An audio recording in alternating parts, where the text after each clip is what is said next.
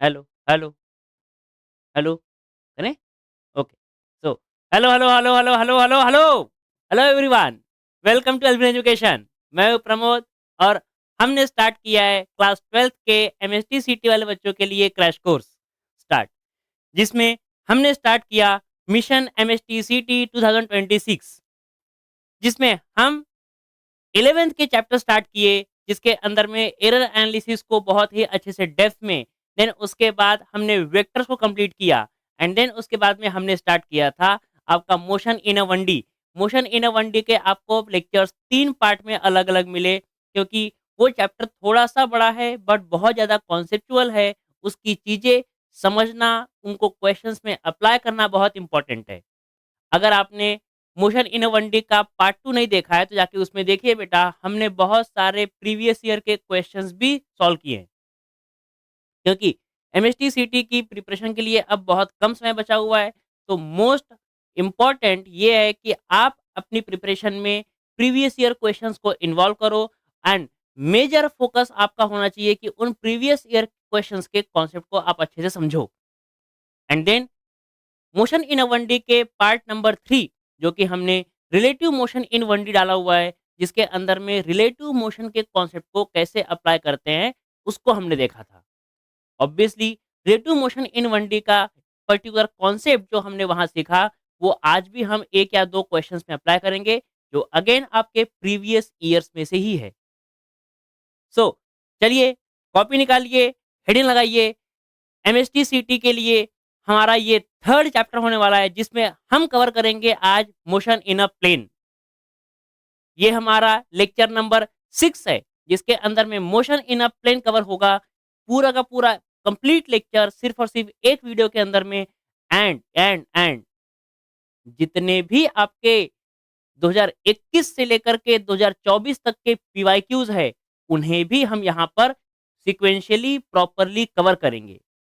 Sir, 2025 के बारे में क्या होगा? 2025 के जो रीसेंट एमसीक्यूज़ है, वो आपके लिए एज़ अ होमवर्क और you can treat them as a practice questions. तो आप उन्हें उन क्वेश्चंस को अच्छे से सॉल्व करिए और अगर किसी भी क्वेश्चंस के अंदर में आपको डाउट आ रहा है, तो ईयर और क्या क्वेश्चन है, उसका स्टार्टिंग अगर आप कमेंट बॉक्स में डाल दोगे, तो डेफ़िनेटली उस क्वेश्चन का सॉल्यूशन एक तो टेलीग्राम पे या फिर हमारी व्हाट्सएप कम्युनिटी पे या कहीं न कहीं आपको उसका आंसर मिल जाएगा और किसी एक छोटे से शॉर्ट वीडियो के अंदर उसका मिल जाएगा सॉल्यूशन। ठीक है? चलिए, पेटी बाँधिए और शुरू करिए कॉपी निकाल कर हेडिंग लगाना मोशन इन अ प्लेन। तो मोशन इन अ प्लेन के अंदर में सबसे पहले हम समझेंगे इक्वेशन ऑफ मोशंस को कैसे अप्लाई करते हैं हम लोग एक प्लेन के ऊपर। प्लेन का मतलब ये कि जब आपका object over the time x और वाई मतलब कि 2 कोऑर्डिनेट्स को साथ में चेंज करता है, तब हम किस तरीके से इक्वेशन ऑफ मोशंस को अप्लाई करते हैं। चलिए करते हैं स्टार्ट। क्या समझना है बेटा? Equation of motion in a plane की जब भी बात होती है, तो आप असलियत में प्लेन ना समझ करके उस इक्वेशन इन मोशन को 2 अलग-अलग इंडिविजुअल डायरेक्शंस में समझो। एक्स डायरेक्शन को आपको इंडिविजुअली ट्रीट करना है, इंडिविजुअल डायरेक्शन एंड वाई को भी आपको एज अ इंडिविजुअल डायरेक्शन ही ट्रीट करना है। देखिए, आपको हो सकता है मोशन इन अ प्लेन के बहुत सारे अलग-अलग तरीके सिखाए गए होंगे इसके पहले, बट मैं आपको बताता हूँ एक प्रिसाइज़ तरीका जिससे आप कोई भी मोशन इन अ प्लेन का बेसिक फंडामेंटल तरीके से सॉल्व होने वाला क्वेश्चन कर सकते हो। क्या है वो, कैसे है? ध्यान से देखिए। मान लीजिए कोई एक ऑब्जेक्ट आपका ओरिजिन से स्टार्ट किया और किसी एक पर्टिकुलर पॉइंट पी तक चल के गया और यहाँ पर आपका अभी ऑब्जेक्ट है। ये ऑब्जेक्ट का पोजीशन पी है, जहाँ पर इसके कोऑर्डिनेट्स एक्स, वाई है।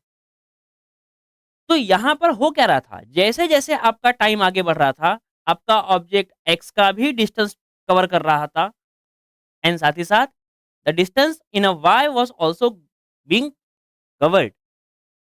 सो एक्स वाले मोशन को अलग ट्रीट करो, वाई वाले मोशन को अलग ट्रीट करो और एक्स और वाई दोनों को कंबाइन लिखने का तरीका हमने वेक्टर में सीखा है कि अगर एक्स में होगा तो एक्स आई बोल देंगे, वाई में होगा तो वाई जे बोल देंगे। ये एक्स एक्सिस का मोशन दिखाएगा इंडिविजुअली, ये वाई मोशन का वाई डायरेक्शन का मोशन दिखाएगा इंडिविजुअली एंड अगर कंबाइन करोगे तो आपको दिखाई देगा एक्स और वाई दोनों में साथ में कैसे हो रहा है मोशन, उसकी वैल्यू, ये भी उसकी चीज। कोई दिक्कत है यहां तक? नहीं। तो सबसे पहली चीज आपको क्या समझनी है कि मोशन इन अ प्लेन को individual individual one D one D and one D मान के सॉल्व करना है, मान के सॉल्व करना है, मान के सॉल्व करना है। क्या मतलब है सर इसका? मतलब ये है बेटा कि एक्स डायरेक्शन में एंड वाई डायरेक्शन में, दोनों डायरेक्शन में आप इक्वेशन ऑफ मोशन को इंडिविजुअली अप्लाई करोगे, और जो भी क्वांटिटी हो, अगर वो डिस्प्लेसमेंट की क्वांटिटी है तो डिस्प्लेसमेंट का एक्स आई और वाई जे, अगर वो वेलोसिटी है तो वेलोसिटी है तो वेलोसिटी का एक्स आई और वाई जे, अगर वो एक्सेलरेशन है तो एक्सेलरेशन का ए एक्स आई और ए एक्स वाई जे। मतलब सर, क्या आप ये बोलना चाहते हो कि मोशन इन अ प्लेन को अगर मुझे समझना है तो सबसे पहले मुझे अच्छे से मोशन इन अ 1D को समझना पड़ेगा? यस। अब तुमने पकड़ा बात सही वाली। क्या बोला? अगर मोशन इन अ प्लेन को समझना है तो सबसे पहले मुझे मोशन इन 1D को अच्छे से समझना पड़ेगा। इसीलिए तो बेटा मोशन इन अ 1D को 3 अलग-अलग पार्ट में कवर किया। क्यों किया कवर? पागल हूँ मैं? सर वो चैप्टर तो आपका सीटी के सिलेबस के अंदर में इतना ज़्यादा उसका वेटेज भी नहीं है, बट फिर भी कवर किया। क्यों किया कवर? इसीलिए क्योंकि motion in a plane, projectile motion पे अगर आप देखोगे तो प्रोजेक्टाइल मोशन पे ऑलमोस्ट 10 से 11 क्वेश्चंस पूछे हुए हैं 2021 से लेकर के 2024 तक के बीच में। तो मेजर तो पार्ट आपका प्रोजेक्टाइल का है, देन थोड़ा-सा पार्ट आपका सर्कुलर मोशन का भी आएगा। बट इम्पोर्टेंट क्या है सबसे ज़्यादा? अगर आपका 1D खराब रहेगा, तो मोशन इन अ प्लेन नहीं समझ पाओगे।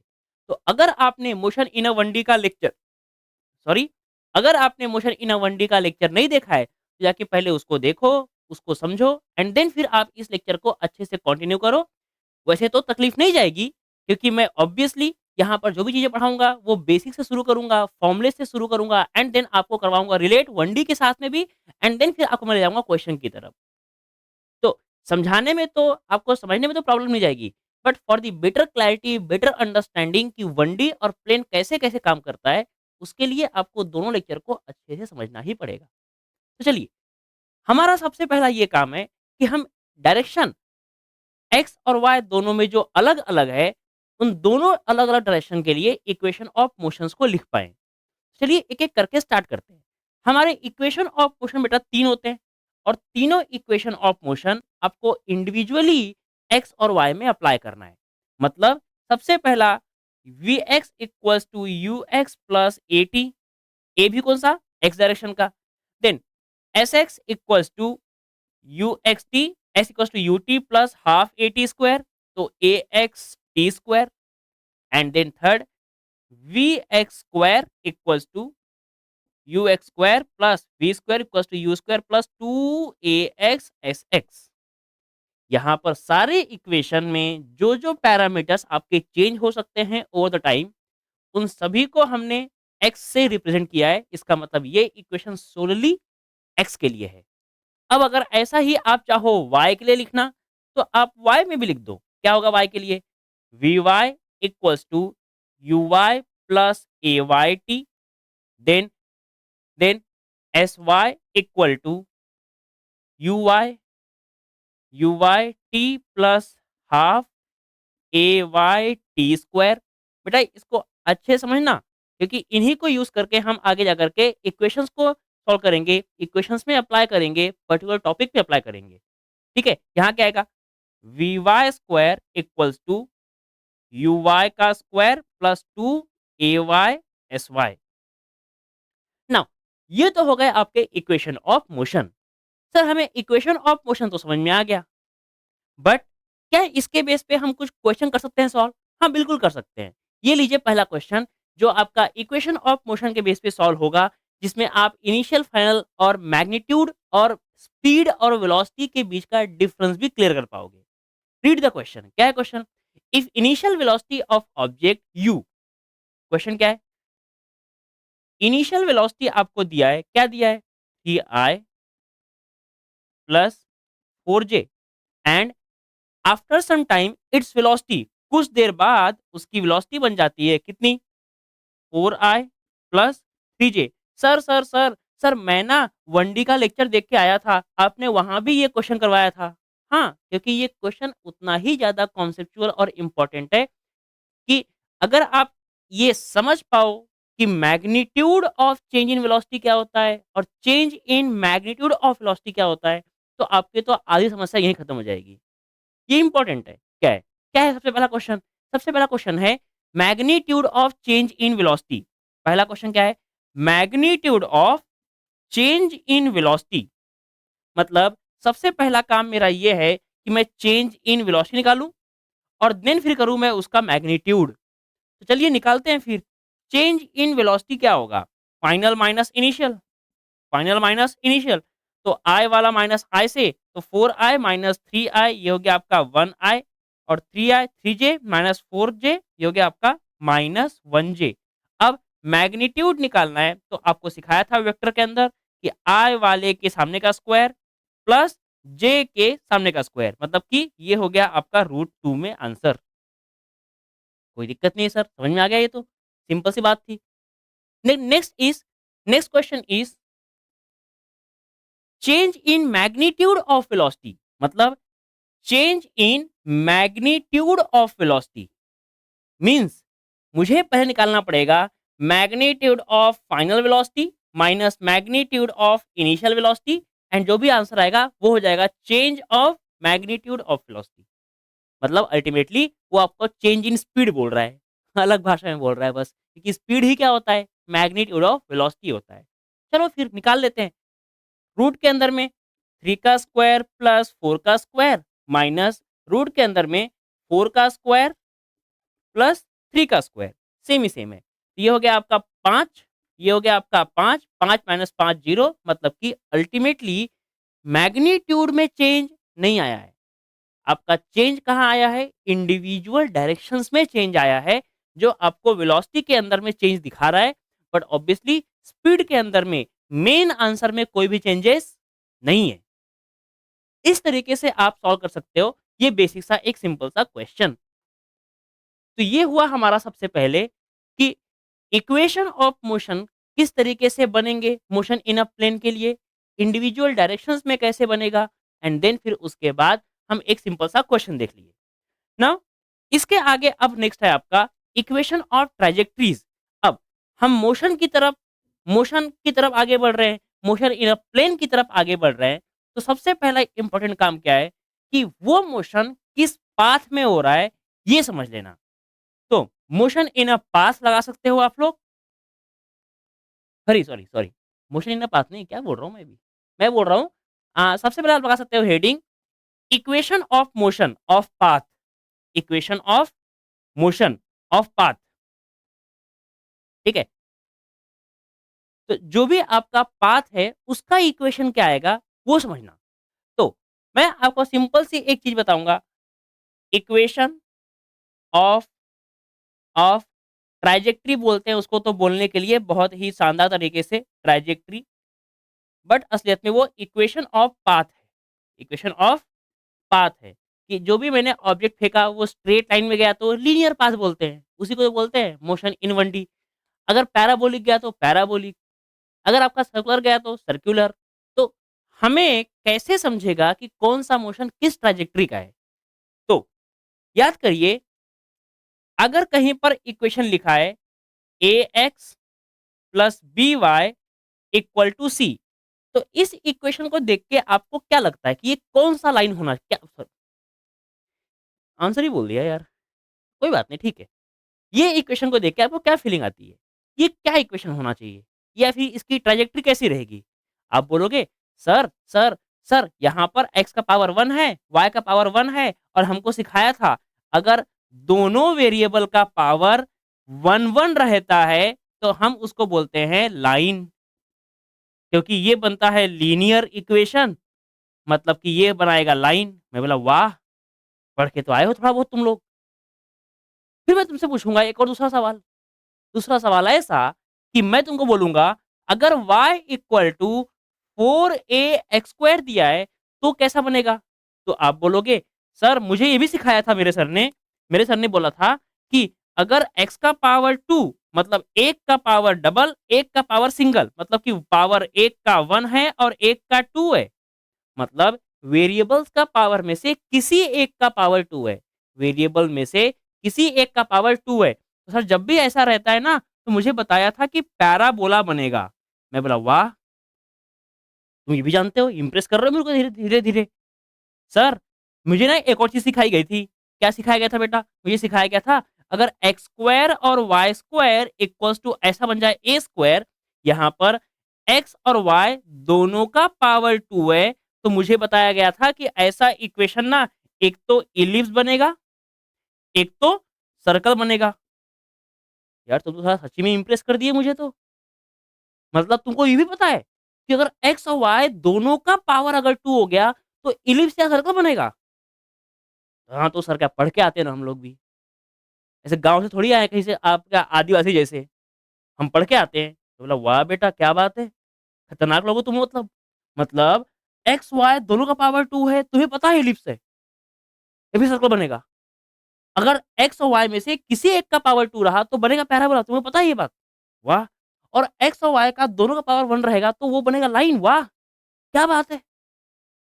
तो सर अगर हमें ये सब चीज़ें पता है, हम यहाँ पे पावर क्या है ये सब पता कर सकते हैं, पता चल जाता है हमें,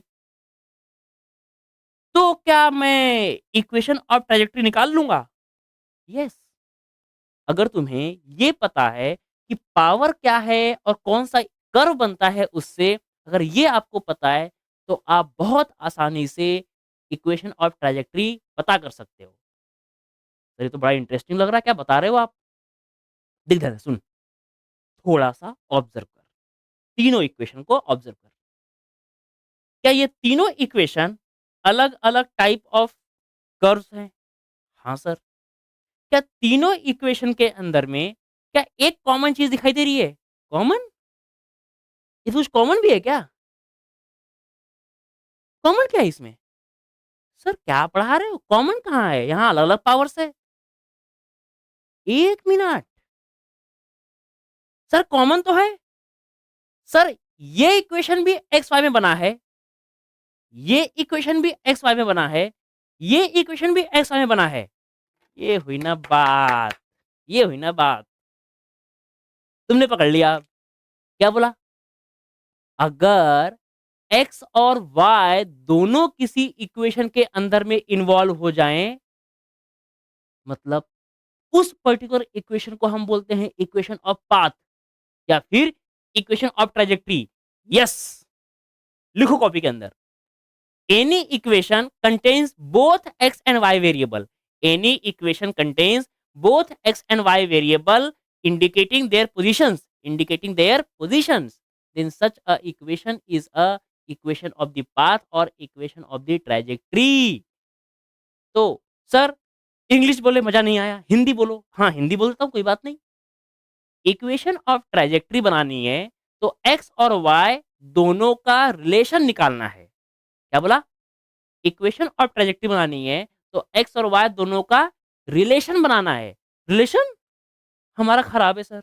अरे तेरा नहीं भाई, तेरा नहीं, एक्स और वाई एक्स का सर। अरे एक्स का भी नहीं यार, ये हमारा मैथ्स वाला एक्स। हाँ फिर ठीक है सर। हाँ तो ये एक्स और वाई का हमें क्या बनाना है? रिलेशन। मतलब आपको बहुत सारे अलग-अलग इक्वेशन दिए रहेंगे, उस इक्वेशन में से एक ही इक्वेशन बनाना है जिसके अंदर में एक्स भी रहे और वाई भी रहे। सर कुछ तो समझ में आया। हाँ, तो जो कुछ तो भी समझ में आया उसको इस क्वेश्चन में अप्लाई कर, मालूम पड़ जाएगा क्या आंसर आने वाला है। क्या है क्वेश्चन पढ़। The x and y coordinates of a particle at any time are. ये आपको यहाँ पर एक इक्वेशन दिया हुआ है जहाँ पर एक्स क्या दिया है? X is equal to y u t minus में 2t square. Okay, question number 2 है ये। और y दिया हुआ है 10t, okay sir, respectively, where x and y are in meters. The acceleration of the particle at t equal to, acceleration निकालने बोला है, पर अभी पहले आप इस क्वेश्चन में acceleration नहीं, आप मुझे बताइए इक्वेशन ऑफ ट्राजेक्ट्री क्या होगा? इक्वेशन ऑफ ट्राजेक्ट्री क्या होगा पहले वो बताइए, फिर निकालना एक्सेलरेशन, वो तो निकाल ही लेंगे। ठीक है सर, इतना बोल रहे हो तो कर लेता हूँ। आपने बोला कि अगर इक्वेशन ऑफ ट्राजेक्ट्री निकालनी है तो एक्स और वाई के बीच में निकालना है मुझे रिलेशन। हाँ, ठीक बोल रहा हूँ, ठीक बोल रहे हो आप लोग भी, ठीक सोच रहे हो। तो सर एक्स और वाई में रिलेशन तो तब आएगा जब मैं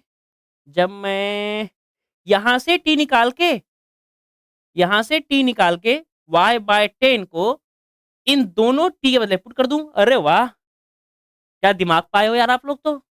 मतलब x equals to 5 into y by 10 minus 2 into y square by 10। क्या बात है बेटा। क्या 10 का स्क्वायर हो जाएगा 100 हो जाएगा। तो ये हो गया आपका x इक्वल्स टू, ये कट गया, यहाँ हो गया 5, ये हो गया y बाय 5 माइनस ये हो गया आपका 2 इंटू में वाई स्क्वायर अपॉन में 100, तो ये हो गया आपका 50। क्या बेटा यहाँ 50 है, यहाँ 5 है, एक काम करो यहाँ कर लो 10 और यहाँ कर लो 10। क्या ये हो गया दोनों तरफ 50, बेस कॉमन उधर भेज दो, तो क्या 50x equals to 10y minus minus y square. ये हो गया आपका x और y के बीच का रिलेशन। सर सर सर हमें ना ये समझ में तो आया कि x और y में रिलेशन आ चुका है। सर ये इक्वेशन दिखाता क्या है? सी क्या है? अगर दो में से किसी एक वेरिएबल का पावर 2 रहे तो क्या है वो? क्या है वो? पैराबोला है। हाँ, तो पैराबोला है। This is a kind of parabola. तो ये ड्रॉ कैसे करेंगे? अरे वहां तक मत जा यार, बस ये पता कर ले कि पैराबोला है या फिर नहीं है। ओके ठीक है सर, मान लिया, चलो ठीक है। सर ये वाले क्वेश्चन का आंसर, अरे यार अभी क्या तुम क्या मेरे से ये भी करवाओगे क्या? पूछा क्या है? The acceleration of the particle. अब बोलो क्या मोशन आपका एक्स और वाई दोनों में हो रहा है? हाँ, दोनों में हो रहा है। मतलब अगर मुझे निकालना है एक्सेलरेशन तो क्या मैं निकालूंगा acceleration in X I plus acceleration in Y J. अरे हाँ, ये तो बताए थे आपने सर। हाँ, तो इसको अप्लाई कर लो ना बेटा। What is acceleration? डिस्प्लेसमेंट का डबल डेरिवेटिव। तो एक बार डेरिवेटिव किया, वेलोसिटी आया, क्या आएगा? 5 माइनस 4t, और इसका एक बार और डेरिवेटिव किया तो आंसर आ गया 5। ओके ओके, अगर आपको ये पता है तो मैं यहाँ से निकाल सकता हूँ the velocity in y direction that is 10 and acceleration in y direction constant का डेरिवेटिव 0। अरे सर आप इतने ज़्यादा टैलेंटेड कैसे बन गए? सर आपको ये सब कैसे पता चलने लग गया आंसर? पढ़ाई करना पड़ता है उसके लिए। तुम गधों से होती तो है ही नहीं। एक्सेलरेशन का आ जाएगा मैग्नीट्यूड, रूट के अंदर में 5 का स्क्वायर, मतलब कि सिंपलीफाई हो जाएगा, मीटर पर सेकंड स्क्वायर आ जाएगा। ये आपकी वैल्यू कांस्टेंट है, कांस्टेंट है तो टाइम पे डिपेंड नहीं करेगा। टाइम पे डिपेंड डिपेंड नहीं है। मतलब 2 सेकंड, 5 सेकंड, 8 सेकंड, इससे कोई फ़र्क नहीं पड़ता। सर दिमाग तो लगाया हो आपने, ठीक है? वही दिमाग तो तुमको भी दे रहे हैं। अच्छे से समझो, अच्छे से पढ़ो। क्या है आगे? आगे क्या है? सर आगे एक और क्वेश्चन तो बताओ ना सर। हाँ, तो ये लेना तो क्वेश्चन और। बहुत क्वेश्चन है अपने पास। तुम जितने बोलोगे उतने करवा सकता हूँ मैं तो। मेरा मैं क्या करता हूँ ना, मैं बैठ करके जब भी मुझे कोई टॉपिक पढ़ाना होता है, तो बहुत ही डिटेल में ना मैं सिलेबस को देख के आता हूँ। क्या करता हूँ मैं? मैं ना एरर लेस भी निकाल लूँगा नीट के लिए, एरर लेस निकाल लूँगा जेईई के लिए भी, सीईटी का पीवाईक्यू भी निकाल लूँगा, बोर्ड्स का क्वेश्चन भी निकाल लूँगा, सीबीएसई का भी टेक्स्ट बुक का क्वेश्चन निकाल लूँगा और देखूँगा इन सभी में से सबसे इंटरेस्टिंग क्वेश्चन कौन से हैं जो कॉन्सेप्ट को क्लियर कर पाएँगे इन सभी गरीबों के। फिर मैं यहाँ-वहाँ से उठा-उठा के लाता हूँ क्वेश्चन्स को, एंड ये सारे क्वेश्चन्स आपको मैं प्रैक्टिस करवाता हूँ कहाँ से? ये अभी मैं बाजू में लिखता नहीं हूँ कि कहाँ का क्वेश्चन है, पर ये ऑब्वियसली किसी न किसी एक स्टैंडर्ड बुक से आया हुआ क्वेश्चन है। आप लोगों ने बहुत बार सुना होगा, बहुत लोग ये बोलते हैं कि this is the unique solution, unique physics पढ़ा दिया।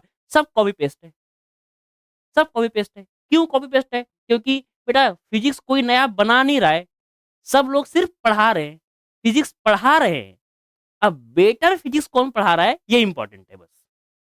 तो किसी का कंटेंट यूनिक नहीं है, सिर्फ उसका तरीका बताने का थोड़ा-सा अलग हो सकता है।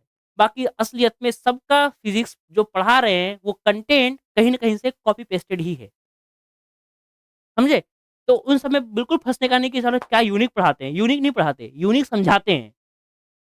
बाकी कंटेंट तो भाई साहब सबका कॉपी पेस्ट। चल आगे बढ़, क्वेश्चन करते हैं, फालतू बातें नहीं करते। क्या question? The position of object at a time t is given as. आपको पोज़ीशन दिया हुआ है r equal to 2ti plus plus 4t square j, ठीक है? Then find equation of trajectory. हाँ, ये हुआ ना इक्वेशन। तो बेटा बोल इक्वेशन ऑफ ट्राजेक्टरी निकालनी है तो क्या पोजीशन वेक्टर असलियत में होता है xi प्लस yj? हाँ सर, हाँ सर। तो क्या आप कंपेयर करोगे तो क्या x का आंसर आएगा 2t और y का आंसर आएगा 4t स्क्वायर? हाँ सर। सर ये तो सेम ही है। अगर मैं यहाँ से t का आंसर निकाल लूँ और यहाँ पुट कर दूँ तो आंसर तो आ ही जाएगा। कहाँ से लाया इतना दिमाग बेटा आप लोगों ने अब? मतलब असलियत में आप लोग के पास दिमाग की कमी नहीं है। बस आप लोग थोड़ा-सा ध्यान से मेहनत नहीं करते। अगर ठीक तरीके से पढ़ लोगे, तो ये सारे क्वेश्चंस को समझना और सॉल्व करना तो टफ तो नहीं लग रहा मुझे और आपको भी शायद नहीं लग रहा होगा। हाँ सर, टफ तो नहीं है, बिल्कुल ईज़िली सॉल्व हो रहा है। हाँ, तो ध्यान से देखिए इसको एक बार अच्छे से, कॉपी में लिख लीजिए, पॉज़ करके लिखना है एंड देन चलो मिटा करके आगे बढ़ेंगे। ठीक है, मज़ा आ रहा है, मज़ा आ रहा है। 2-3 क्वेश्चन भी करवा दिए और कॉन्सेप्ट भी बता दिया कि मोशन इन अ प्लेन क्या होता है। मतलब चीज़ें अब चल रही है धीरे-धीरे सही डायरेक्शन में, सही तरीके से। इस लेक्चर का बेटा एंड का इंतज़ार करिएगा क्योंकि एंड में बहुत सारे पीवाईक्यूज़ की भरमार लगा दिया है इसके अंदर में। ठीक है? क्योंकि मुझे ये बात पता है कि हमारे जो भैया हैं जो पीपीटी बनाते हैं, इस बार हम पीपीटी को क्रॉस चेक करके आए हैं। क्योंकि ये खतरनाक आदमी है भाई। ये पीपीटी में क्वेश्चन रॉन्ग डाल देते हैं, फिर दिक्कत हो जाती है। चलिए, नेक्स्ट लगाइए हेडिंग। क्या है next heading? Next heading is projectile motion. करें? प्रोजेक्टाइल मोशन क्या है सर? प्रोजेक्टाइल मोशन एक मोशन इन अ प्लेन का ही स्पेशल केस है। प्रोजेक्टाइल मोशन क्या है? आपका मोशन इन अ प्लेन का स्पेशल केस है। सर ये मोशन किस टाइप का है? हाँ, चलो फिर शुरू ही यहीं से करते हैं। प्रोजेक्टाइल मोशन एक एक मोशन इन अ प्लेन का एग्जाम्पल है। मोशन इन अ प्लेन का एग्जाम्पल है। Okay sir. सर और क्या है ये? और क्या है? प्रोजेक्टाइल मोशन असलियत में आपको motion under gravity, motion under pure gravity, pure gravity ये एक्सप्लेन करता है। मतलब कि ये मोशन अंडर ग्रेविटी का भी एक एग्जाम्पल है। ओके। और क्या है सर? और कुछ नहीं। आगे बढ़ो अब। ओके ठीक है। तो क्या होता है सर प्रोजेक्टाइल के अंदर? प्रोजेक्टाइल के अंदर हम क्या करते हैं किसी भी एक ऑब्जेक्ट को किसी एक पर्टिकुलर एंगल पे, वो एंगल हॉरिजॉन्टल से भी हो सकता है, वर्टिकल से भी हो सकता है। ठीक है सर? हम यहाँ पर अभी समझने के लिए और फॉर्मूला डिराइव करने के लिए एक्स एक्सिस से एंगल मान रहे हैं, मतलब कि हॉरिजॉन्टल जमीन से एंगल मान रहे हैं। ठीक है सर? फिर क्या होगा? क्या होगा? कुछ नहीं होगा, वही होगा जो मंजूर खुदा होगा। यहाँ पर इस ऑब्जेक्ट का डायरेक्शन ऐसे-ऐसे आगे बढ़ेगा और ये जाकर के थोड़ी देर बाद ज़मीन पे लैंडिंग कर देगा। ओके, ठीक है सर। लैंडिंग कर देगा का मतलब क्या है कि ये ऑब्जेक्ट यू वेलोसिटी के साथ इसको हमने किया प्रोजेक्ट। ये ऑब्जेक्ट आपका पहले ऊपर गया, फिर ये मैक्सिमम हाइट तक पहुँचा। मैक्सिमम हाइट तक पहुँचने के बाद फिर इसने नीचे की तरफ आपका पाथ लेना स्टार्ट कर दिया। मतलब ये पॉइंट एक ऐसा पॉइंट है जहां पर ऑब्जेक्ट का जो डायरेक्शन है, जिसमें पहले वेलोसिटी ऐसे चल रही थी, पहले वेलोसिटी ऐसे चल रही थी, पहले वेलोसिटी ऐसे चल रही थी, पहले वेलोसिटी ऐसे चल रही थी। अरे सर, कुछ तो भी गड़बड़ किए हो आपने। ये ड्रॉ करते वक्त एक एरो का लेंथ नहीं बदल रहे हो, दूसरे का लेंथ क्यों बदल रहे हो? ये भाई, तुम लोग इतना अच्छा ऑब्जर्व करते हो क्या? मतलब तुम्हारे ऑब्जर्वेशन स्किल्स इतनी अच्छी है? तुमने ये ऑब्जर्व कर लिया। अगर तुमने ये ऑब्जर्व कर लिया तो फिर तुम हो खतरनाक चीते लोग। ध्यान से देखो, क्या होगा बेटा, जैसे-जैसे ये आपका ऑब्जेक्ट ऊपर जाएगा, तो इसको यू के साथ हमने फायर तो कर दिया, उसको फेंक तो दिया, बट ये मोशन आपका प्योर अंडर ग्रेविटी का है, तो इसमें डाउनवर्ड डायरेक्शन में आपका लग रहा है एक्सेलरेशन, मतलब कि वाई डायरेक्शन में लग रहा है एक्सेलरेशन, बट एक्स का एक्सेलरेशन नहीं है, एक्स में एक्सेलरेशन नहीं हो रहा। और अगर एक्स में एक्सेलरेशन नहीं हो रहा, तो एक्सेलरेशन ही एक ऐसी क्वांटिटी है जो वेलोसिटी को बदल सकती है। बट एक्स में तो एक्सेलरेशन है ही नहीं, तो फिर एक्स की वेलोसिटी भी नहीं बदलेगी। बदलेगा क्या? सिर्फ वाई। तो ये था आपका पहले वेलोसिटी, ऊपर गया, थोड़ा कम हो गया, ऊपर गया और कम हो गया, ऊपर गया और कम हो गया। सर ऐसे ऊपर थोड़ी जा रहा है। अरे हाँ यार, पता है मेरे को, वर्टिकल कंपोनेंट है उसका। हाँ, ठीक है। तो ये ऊपर गया, बदल गया, आगे गया और छोटा हो गया, आगे गया और छोटा हो गया, आगे गया और छोटा हो गया, और जैसे ही एच मैक्स पे पहुंचा, एच मैक्स पे पहुंचा, ये है इसका maximum height H max. H max जैसे ही वो एच मैक्स पे पहुंचा, वैसे ही यहां पर उसका वेलोसिटी इन वाई जीरो हो गया। ओके, क्या सर इसका वेलोसिटी इन एक्स में चेंज होगा? No, velocity in x, velocity in x, velocity in x आपका यू एक्स के बराबर ही रहेगा, जो भी आपका यू का एक्स कंपोनेंट रहेगा। ठीक है, और फिर आकर के धम से यहाँ पे गिर जाएगा। तो इसका ये हो जाएगा रेंज, इसको हम बोलते हैं रेंज आर से। ये जो वेलोसिटी है, इस वेलोसिटी के बनेंगे दो कंपोनेंट्स, एक बनेगा यू एक्स और एक बनेगा यू वाई।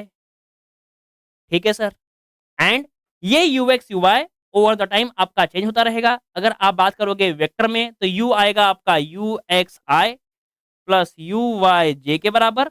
एंड अगर आप बात करोगे टॉप पॉइंट पे, तो वेलोसिटी, वेलोसिटी का बनेगा इक्वेशन, एक्स में क्या है, यू एक्स आई ही है, और वाई में क्या है, तो जीरो जे है। ये कहाँ हो गया? Eight top, eight top. कोई दिक्कत तो नहीं है? नहीं है।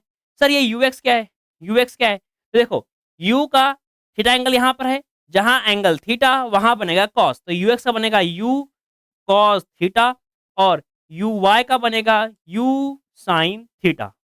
ओके सर, समझ में आ रहा है? तो ये हो गया आपका एंग वेलोसिटी की वैल्यू, एंड ये हुआ आपका प्रोजेक्टाइल का मोशन। अब धीरे धीरे क्या होगा बेटा, जैसे जैसे ये आपका प्रोजेक्टाइल टॉप मोस्ट पोजीशन से नीचे की तरफ आएगा, तो ये फिर से अगेन यहाँ पर टकराएगा धम्म से, जहां पर इसका फिर से वेलोसिटी यू के बराबर ही हो जाता है। ठीक है, कोई तकलीफ, कोई दिक्कत नहीं। तो अब अगर आपको प्रोजेक्टाइल समझ में आया कि प्रोजेक्टाइल कुछ नहीं, बस ऐसे पकड़ के बॉल को फेंका, बॉल को फेंका, बॉल ऐसे गया और नीचे गिर गया, वो हो गया आपका प्रोजेक्टाइल। क्रिकेट देखते हो आप लोग? तो क्रिकेट कहाँ से ला लिए? अरे यार रुक तो जा 2 मिनट। क्रिकेट देखते हो आप लोग? हाँ सर, कुछ-कुछ थोड़ा बहुत देखते हैं। ठीक है। लड़के देखते होंगे, लड़कियों का नहीं पता। आई होप लड़कियाँ भी फैन्स हैं क्रिकेट की, ठीक है? बहुत सारी लड़कियाँ फैन रहती है भाई साहब। Those are the special girls. हाँ, बहुत ज़्यादा स्पेशल। हाँ, देखो क्या बोला मैंने? अगर मैं ये बोलूँ कि क्या बोल रहा था? क्या बोल रहा था मैं? मैं तो भूल गया, मैं क्या बोल रहा था? क्रिकेट बोल रहा था, क्रिकेट, हाँ, क्रिकेट बोल रहा था। क्रिकेट में अगर आपने किसी भी बैट्समैन को छक्का मारते हुए देखा होगा, तो छक्का मारने के बाद में टीवी में आपको दिखाता है, कितना लंबा गया वो बॉल और कितनी हाइट थी उसकी। देखा है आपने, ऑब्ज़र्व किया है? नहीं किया होगा तो अभी आईपीएल आ रहा है देखने का उसमें, कि जब भी कोई सिक्स मारेगा, तो उसकी मैक्सिमम हाइट कितनी थी ग्राउंड से और कितना लंबा ट्रैवल किया है वो दिखाते हैं। वो यही है। कितना लंबा छक्का गया, उससे मालूम पड़ता है रेंज, और कितनी मैक्सिमम हाइट थी, वो है आपका एच मैक्स। तो स्पीड सेंसर्स, आपका स्पे गन इस आपका वेलोसिटी मेज़र करने की गन वगैरह यूज़ करके प्रॉपर तरीके से, जैसे ही बैट से बॉल लगता है, वैसे ही मेज़र करते हैं उसकी इनिशियल वेलोसिटी और हॉरिज़ॉन्टल से एंगल, और कंप्यूटराइज़्ड तरीके से इन सभी वैल्यूज़ का करते हैं कैलकुलेशन और निकाल लेते हैं आंसर। ओके, मतलब प्रोजेक्टाइल मोशन धोनी का सिक्स मारने का इक्वेशन है। अरे यस! क्या बात है! तो सर क्या मैं यहाँ पर इक्वेशन पता कर सकता हूँ प्रोजेक्टाइल मोशन का? हाँ, बिल्कुल पता कर सकते हो। तो लगाइए हेडिंग आपका equation of trajectory, equation of trajectory. Equation of trajectory को आप चाहो तो डिराइव कर सकते हो। Derivation can be done, derivation can be done, can be done using using equation of motion. Equation of motions को यूज करके आप कर सकते हो इसका डेरिवेशन। चाहो तो एक्स पे लगाना अलग से, ऐसे बोलना एट टाइम टी, किसी भी एक टाइम टी पर एक्स में कितना है डिस्प्लेसमेंट, वाई में कितना है डिस्प्लेसमेंट, और ये एक्स से निकालना टी की वैल्यू और ये वाई में कर देना पुट, या फिर वाई में निकालना टी की वैल्यू एक्स पे कर देना पुट। जनरली यहां से आप निकालते हो वैल्यू टी की, और जब टी का आंसर आ जाएगा तो इस टी को कर दोगे यहाँ पुट, तो आपको मिल जाएगा एक्स एंड वाई के बीच का रिलेशन। और बता चुका हूं मैं, एक्स और वाई के बीच का रिलेशन ही आपका असलियत में इक्वेशन ऑफ ट्राजेक्टरी होता है। ठीक है, क्या सर आप नहीं करवाओगे इक्वेशन ऑफ ट्राजेक्टरी? नहीं, मैं नहीं करवाऊंगा, क्योंकि वो डेरिवेशन काम में नहीं है आपका। लास्ट का इक्वेशन इंपॉर्टेंट है, तो उसको समझेंगे। ओके सर, तो बताओ फिर क्या होगा इसका आंसर? तो मैं बताता हूँ। इसका ट्राजेक्टरी का इक्वेशन होता है y equal to tan theta x, tan theta x minus 1/2, 1/2, and 1/2 के बाद में ये होता है आपका g अपॉन में u square cos square theta into x का स्क्वायर, टू 1/2, ऊपर में क्या हो जाएगा आपका जी यू स्क्वायर अपॉन में कॉस स्क्वायर इंटू में एक्स का स्क्वायर। ये हो गया आपका इक्वेशन ऑफ ट्राजेक्टरी। अब ध्यान से बोल बेटा, क्या किसी एक वेरिएबल का पावर 2 है? हाउ सर, दिख रहा है, दिख रहा है, दिख रहा है। मतलब ये कैसा ट्राजेक्टरी है? Parabolic, parabolic. तो trajectory of projectile is parabolic, trajectory of projectile is parabolic. अब यहाँ से एक दो अलग अलग आप लोग फॉर्म्स निकाल सकते हो कि इसको मैं अलग तरीके से थोड़ा सा मॉडिफाई कर दूं, तो वो मॉडिफिकेशन आप लोग लिख लो। बट इसका एक important modification in terms of range मैं आगे करवाऊंगा, जो आपको करवाऊंगा इंपॉर्टेंट फॉर्मूलाज। ठीक है, तो y का फॉर्मूला यहां से आएगा, चाहो तो लिख लो इसको, tan थीटा एक्स माइनस 1/2। बेटा व्हाट इज 1/cos? सेक होता है। हाँ, तो मैं लिख सकता हूं इसको 1/2 u square sec square theta into में एक्स। ठीक है, ना व्हाट इज बेटा सेक स्क्वायर? सेक स्क्वायर होता है आपका 1 प्लस tan स्क्वायर, तो I can write it down as y equal to tan theta x minus 1/2, 1/2, 1/2, 1 plus tan square upon u square x square. कोई दिक्कत है? ये हो जाएगा आपका इक्वेशन ऑफ ट्राजेक्टरी एक्स और वाई के टर्म्स में। बट मैं आपको फालतू की चीजें याद नहीं करवाऊंगा, ये सारे अलग अलग फॉर्म्स को याद मत करो, सिर्फ इस फॉर्मेट को अच्छे से रट्टा मार के रखो। इंपॉर्टेंट है, वेरी वेरी वेरी वेरी, अरे बस इतना ही इंपॉर्टेंट है। ये बहुत इंपॉर्टेंट है, क्योंकि आपको सीटी के अंदर में क्वेश्चन दिखाई देंगे जहां पर इक्वेशन ऑफ ट्राजेक्टरी दे देगा और आपसे बोलेगा बताओ इसका आंसर क्या है। तो आपको मैं आगे जाकर के क्वेश्चंस भी दिखाने वाला हूं। अब आगे, अब आगे, now our next part is to write down all the important formula जो आपका प्रोजेक्टाइल मोशन के अंडर में इन्वॉल्व रहेगा, एंड उसी के अंदर में हम कुछ स्पेशल कंडीशंस भी करते जाएंगे, ध्यान से देखना। ठीक है, चलो करें, चलिए करते हैं फिर। हाँ, जाओ इन सबको एक बार लिख लो, अच्छे से देख लो, take the screenshot, write down the answer, and then फिर हम आगे करेंगे। ठीक है, चलो।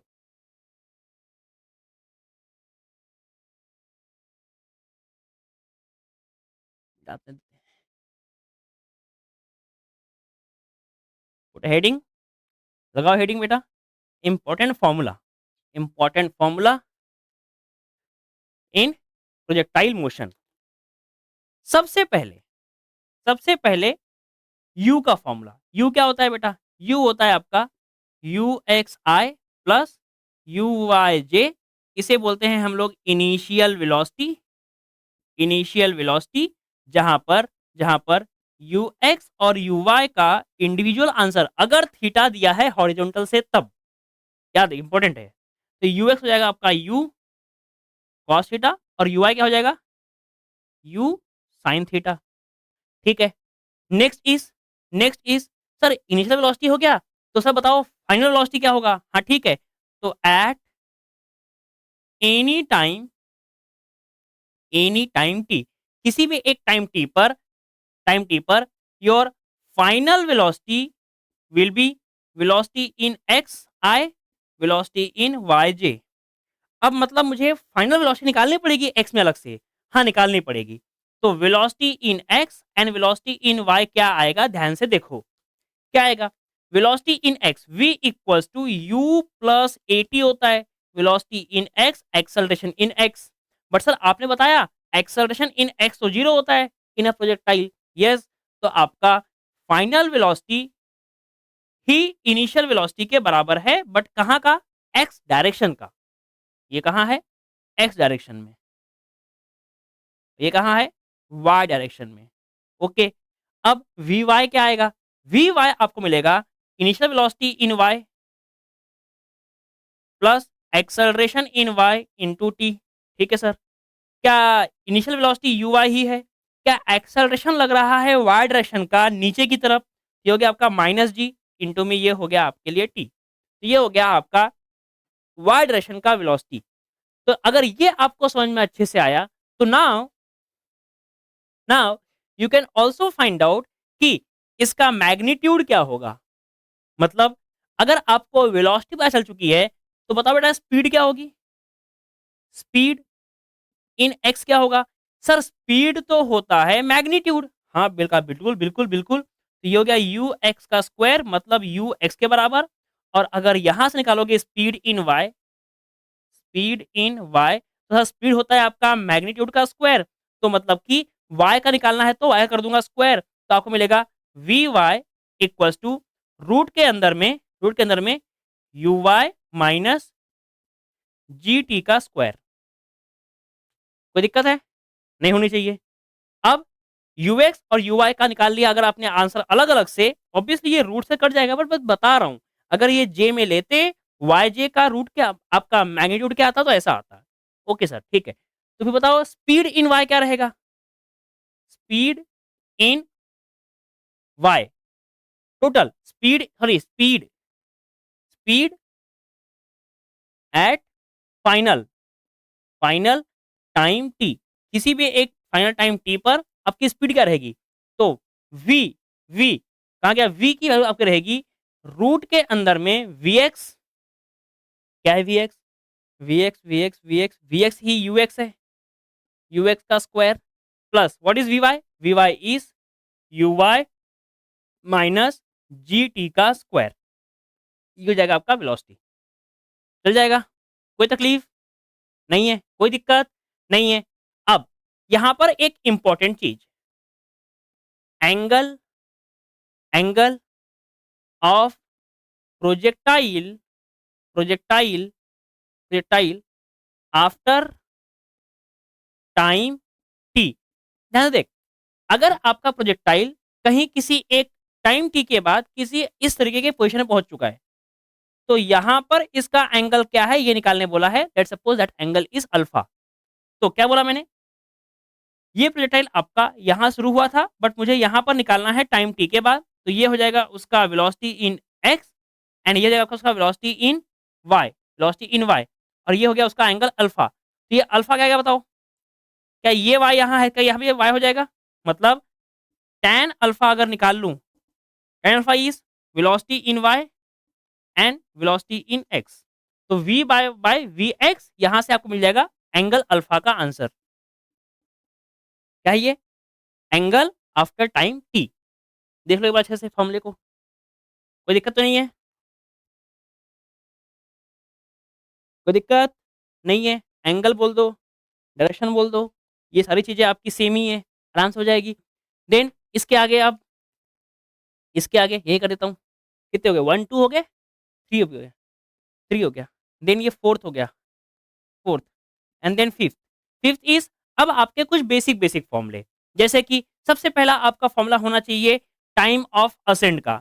टाइम ऑफ असेंट इज यहां से यहां पहुंचने के लिए टाइम ऑफ असेंट होता है आपका u Y by g. Then six formula time of descent का होगा again u Y by g, same formula u Y by g. Then seven formula time of flight का हो जाएगा time of ascent plus time of descent, मतलब कि two u Y by g. ये हो गया आपका time of flight, time of ascent, time of descent. Then इसके अंदर में इंपॉर्टेंट फॉर्मूला बेटा यू वाई क्या है, यू वाई क्या है, यू वाई ये फॉर्मूला वो हम कर देंगे वैल्यू पुट एंड इक्वेशंस निकाल सकते हैं एग्जाम के अंदर जब भी ऐसा क्वेश्चन आएगा कोई तो। ठीक है। देन सेवंथ हो गया। एट्थ, एट्थ क्या है, एट्थ होगा आपका एच मैक्स। एट्थ क्या होगा, एच मैक्स। और एच मैक्स क्या होता है, ये सारे बेटा आप लोग इक्वेशन ऑफ मोशंस को अप्लाई करके फॉर्मूले निकाल सकते हो। बट सीटी के लिए आपका डेरिवेशन कैसे होगा ये शायद इंपॉर्टेंट नहीं है, इसलिए मैं उनको अप्लाई नहीं कर रहा हूँ बार बार। ठीक है। जहां कुछ जरूरत पड़ेगी बेसिक तो अप्लाई कैसे करना है वो बता चुका हूँ, तो जरूरत पड़ जाएगी तो अप्लाई कर लेंगे।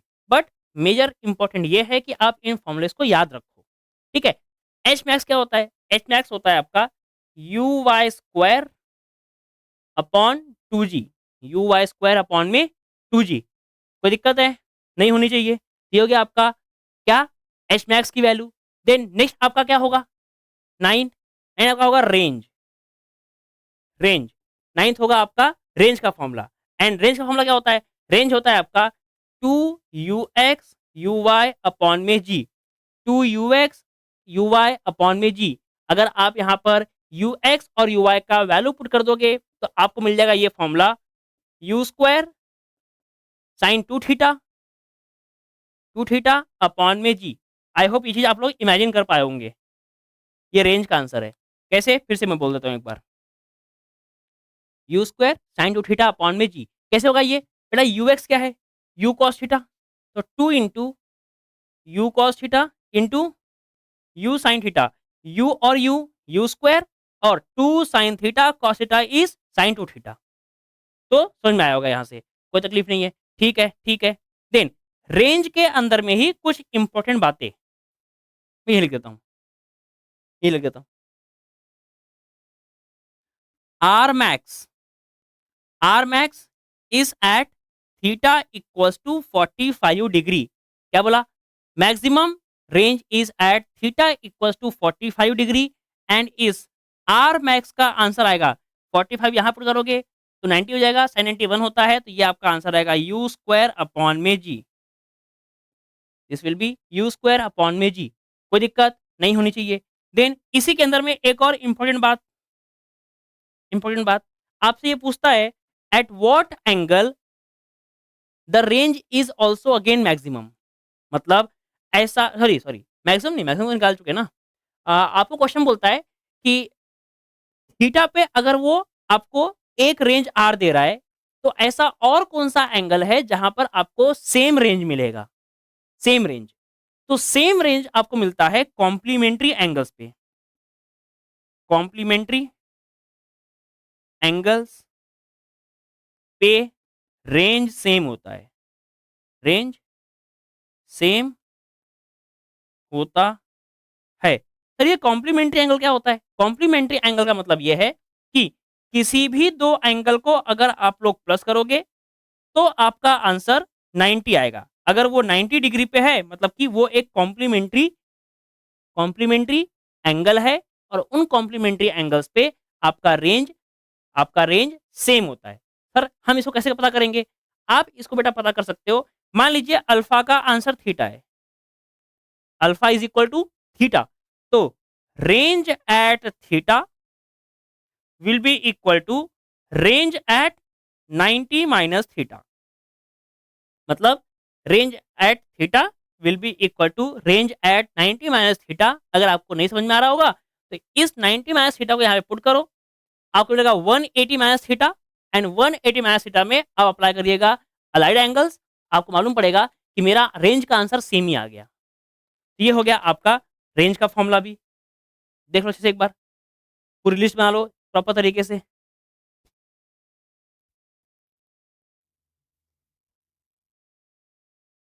कोई दिक्कत? कोई दिक्कत? नहीं है? बढ़िया, ठीक है। ये हो गया आपका सभी के सभी फ़ॉर्मूले प्रोजेक्टाइल मोशन में जितने भी इन्वॉल्व होते हैं एंड जितने भी फ़ॉर्मूलेज़ की ज़रूरत पड़ेगी आपको क्वेश्चन सॉल्व करने वक़्त या फिर क्वेश्चन के सॉल्विंग में। ठीक बात है? आगे बढ़ सकते हैं हम लोग? ठीक है? चलिए फिर, अब देखेंगे एक-एक करके हम क्वेश्चन्स। इन्हें मिटा देते हैं, साफ कर देता हूँ एंड देन फिर शुरू करते हैं क्वेश्चन का तमाशा। अब आएगा मज़ा, अब होगा असली दंगल, अब होगा क्वेश्चन दंगल।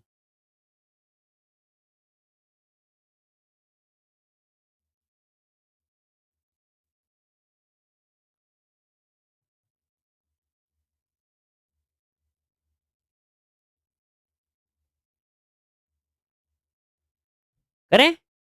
करें शुरू? चलो पहला क्वेश्चन पढ़ो। क्या है पहला question? The maximum height attend bye a projectile is increased by 10%। अगर मैक्सिमम हाइट को इंक्रीज कर दिया है, बेटा अगर आपको याद होगा एरर एनालिसिस, तो मैंने वहां पर आपको परसेंटेज चेंज के बेस पे फॉर्मूले कैसे निकालते हैं वो सिखाया था। हाँ सर, सिखाया तो था आपने। तो उन परसेंटेज चेंज के फॉर्मूले को भी हम यहाँ पर अच्छे तरीके से यूज कर सकते हैं। ओके सर, ठीक है, ये बात भी समझ में आ गई है। तो आप अपने नोट्स के अंदर में एक पॉइंट लिखिए। लिखिए पॉइंट। पॉइंट ये है, if if percentage change is less than 5, if percentage change is less than 5, then error analysis can be easily used. If percentage change is less than 95, sorry, less than 5, then error analysis can be used to find out the change. Next, 5% तक exact answer आएगा, but हम इसे apply कर लेंगे 11, 12, 15% तक भी, क्योंकि हमें तो वैसे भी ऑप्शंस ही मैच करवाने हैं। ठीक है? चलिए फिर से एक बार इसको रिपीट करता हूँ, क्या बोला? मैंने क्या बोला? मैंने ये बोला कि एरर एनालिसिस का इस्तेमाल आप 5% से कम वाले परसेंटेज चेंज में यूज़ कर सकते हो। और अगर 5% से कम रहा आपका परसेंटेज चेंज, तो आपका जो भी आंसर आएगा वो एग्ज़ैक्ट सेम आएगा, सही आंसर आएगा। बट हम एग्ज़ाम में 10% से ऊपर 15%, 17% तक भी अप्लाई कर लेंगे। सर क्यों कर लोगे अप्लाई? क्योंकि 15-70% तक भी आपका आंसर अप्रॉक्सिमेटली सही तो आ ही जाएगा, ऑप्शंस रहेंगे, ऑप्शंस में से टिक मार के आगे बढ़ जाएँगे। ठीक है?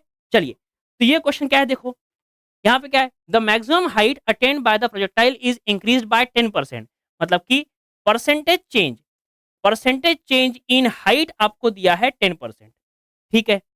Keeping the angle of projection constant, angle of projection मतलब कि थीटा कांस्टेंट रखा है।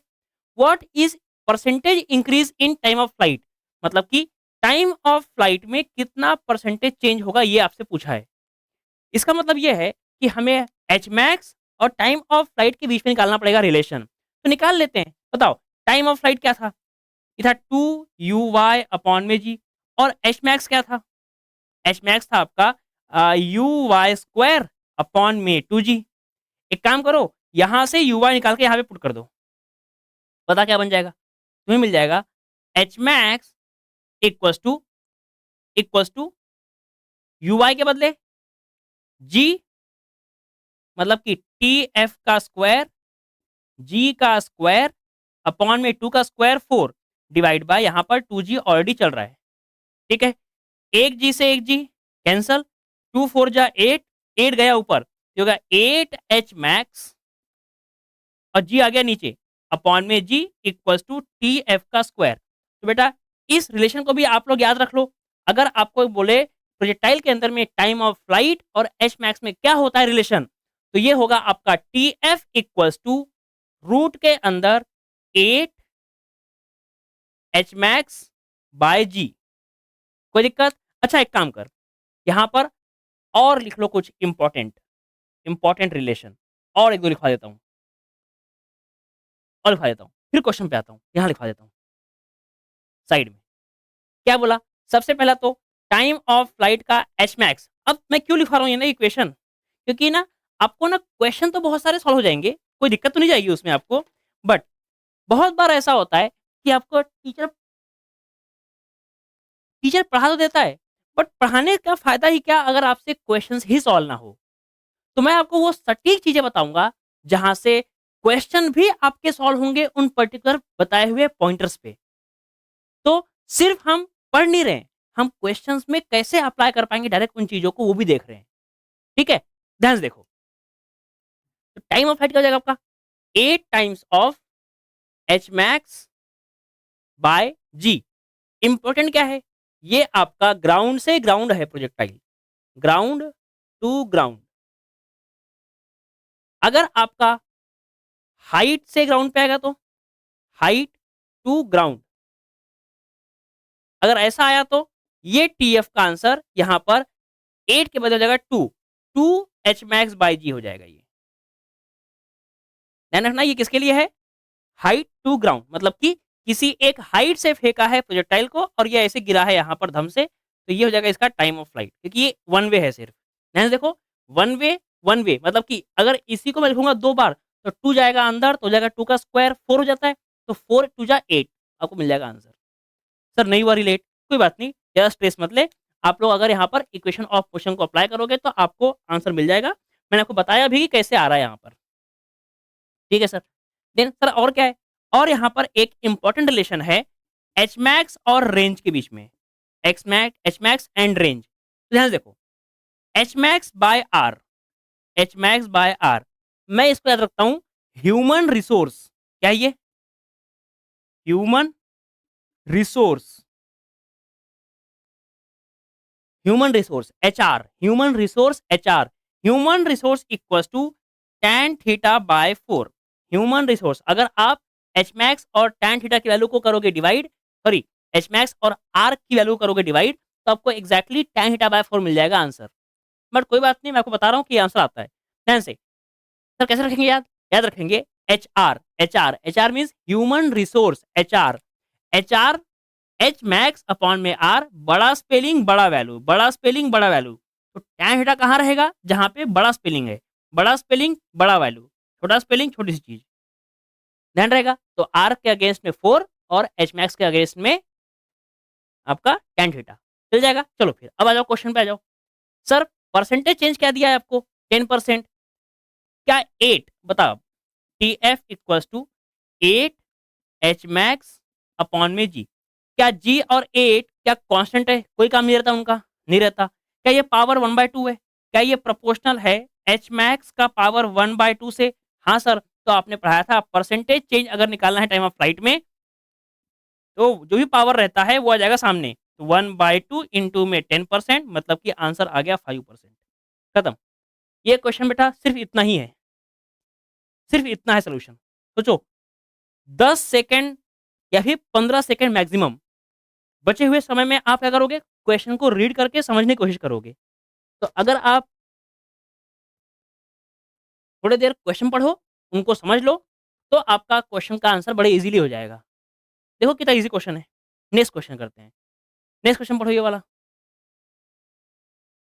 Question number 2। क्वेश्चन नंबर 2 क्या है, a projectile is thrown with a velocity v at an angle theta.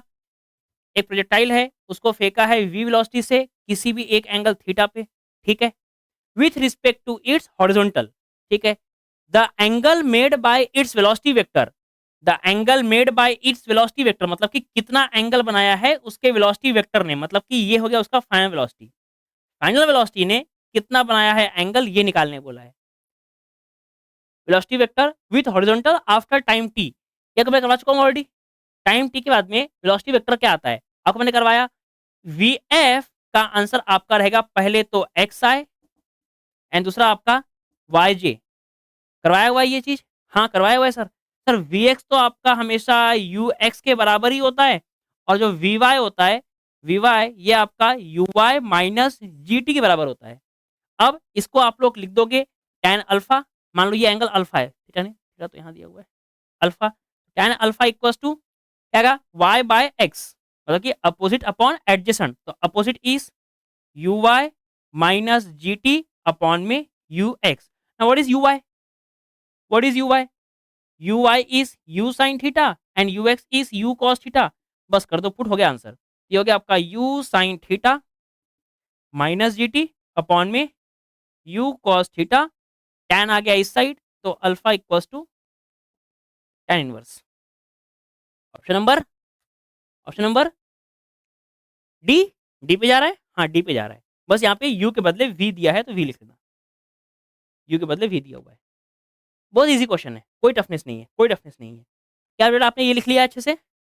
लिख लिया होगा तो नेक्स्ट क्वेश्चन दे रहा हूँ, उसको ट्राई करो तब तक। Read the question. मैं स्क्रीन करता हूँ, आगे बढ़ते हैं। पहले रीड द क्वेश्चन।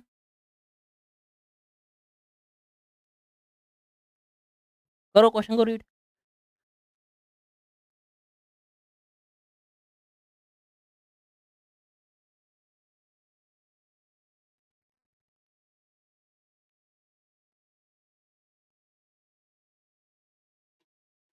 किया रीड? कर लिया? चलो और करें। चलो सर करते हैं। क्या है question? A student throws a ball of mass m such that it reaches its maximum height h। एक बच्चा है जो बॉल को फेंकता है, और वो बॉल फेंकता है तो वो जाता है मैक्सिमम हाइट h तक। Another student another student throws the ball in his hand vertically upward as soon as the ball thrown by first student reaches its maximum height। अरे ये बेटा क्वेश्चन तो ऑलरेडी मैंने करवाया हुआ है ना आपको मोशन इन 1D के अंदर। ऐसा ही सेम क्वेश्चन था कि अ boy throws a ball every second वाला क्वेश्चन। अब वहां पर एक ही बच्चा था जो बार बार बॉल फेंकता था हर सेकेंड में। यहाँ पर पहले एक बच्चे ने बॉल फेंका, थोड़ी देर बाद दूसरे बच्चे ने बॉल फेंका, बट इसने कब फेंका? जब पहले वाले का बॉल एच मैक्स तक पहुंच चुका था। मतलब पहले वाले का बॉल एच मैक्स तक पहुंच चुका है, तब दूसरे ने फेंका। मतलब क्या इन दोनों के बीच का जो भी टाइम है, क्या वो टाइम ऑफ असेंड है? हाँ सर, टाइम ऑफ असेंड बोलो या फिर वर्टिकल मोशन के अंदर में वही आपका हो जाता है टाइम ऑफ फ्लाइट का भी। हाँ सर, ये बताया आपने अभी तो, आपने यहाँ बताया असेंडिंग मतलब वन वे मोशन के लिए टीएफ का आंसर होता है रूट के अंदर में 2h/g। Yes, exact same formula आप लोग प्रीवियस क्वेश्चन में भी अप्लाई कर सकते थे। वहां तो मैंने इसको डिटेल में आपको इक्वेशन ऑफ मोशन लगा के सॉल्व करवाया था। यहाँ आज डायरेक्टली करेंगे। चल पढ़, क्या क्वेश्चन है? Maximum if the second student throws the ball at an interval of 5 second. इसका मतलब क्या है? इसका मतलब क्या है बेटा? इसका मतलब ये है कि आपका टाइम ऑफ असेंड जो ऊपर जाने के लिए है सिर्फ, ये आपका एच मैक्स के साथ में होगा रिलेशन। अब सिंपली इसको हम बोल सकते हैं टाइम ऑफ फ्लाइट भी, कोई खास फर्क नहीं पड़ता क्योंकि वन वे मोशन है ये, बस वन वे के लिए पूछा गया है आपको। तो one way T F equal to 2h/g होता है, एच मैक्स। और उसने बोला है कि दूसरा बच्चा throws a ball in an interval of 5 second. मतलब कि नीचे से ऊपर जाने में जो समय लगा वो आपका समय 5 सेकेंड था, क्योंकि दूसरा बच्चा 5 सेकेंड के इंटरवल के बाद बॉल फेंकता है। और फेंकता कब है? जब पहला बॉल ऊपर पहुंच जाता है। अरे ये तो भाई मस्त क्वेश्चन है। ये हो गया 5। एक काम करो, यहाँ कर दो स्क्वायरिंग बोथ साइड, तो 2 इंटू एच मैक्स अपॉन में जी, हो गया 25। और ये जी गया ऊपर, 2 आ गया नीचे, ये हो गया आपका H max equal to 25 into में 10 अपॉन में 2। ये हो गया 5, 25 पचे 125 metre. Maximum height 125। Option number C, very easy question, very easy question. कोई दिक्कत है? कितना गर्म हो रहा है यार। अब नागपुर में लगवाना, अब तो भाई साहब इतनी गर्मी हो चुकी है ना नागपुर में, कि स्टूडियो में रहा नहीं जा रहा। अब यहाँ लगाना पड़ेगा प्रॉपर तरीके से एसी, लगवाते हैं कुछ दिनों में। Then next, next is question number 4। पढ़ो ये क्वेश्चन, क्या है क्वेश्चन? ये देख क्वेश्चन, मुझे दिखाई दे रहा है y का वैल्यू √3x माइनस में जी एक्स स्क्वायर बाय 2। क्या ये इक्वेशन ऑफ ट्रेजेक्ट्री है प्रोजेक्टाइल का?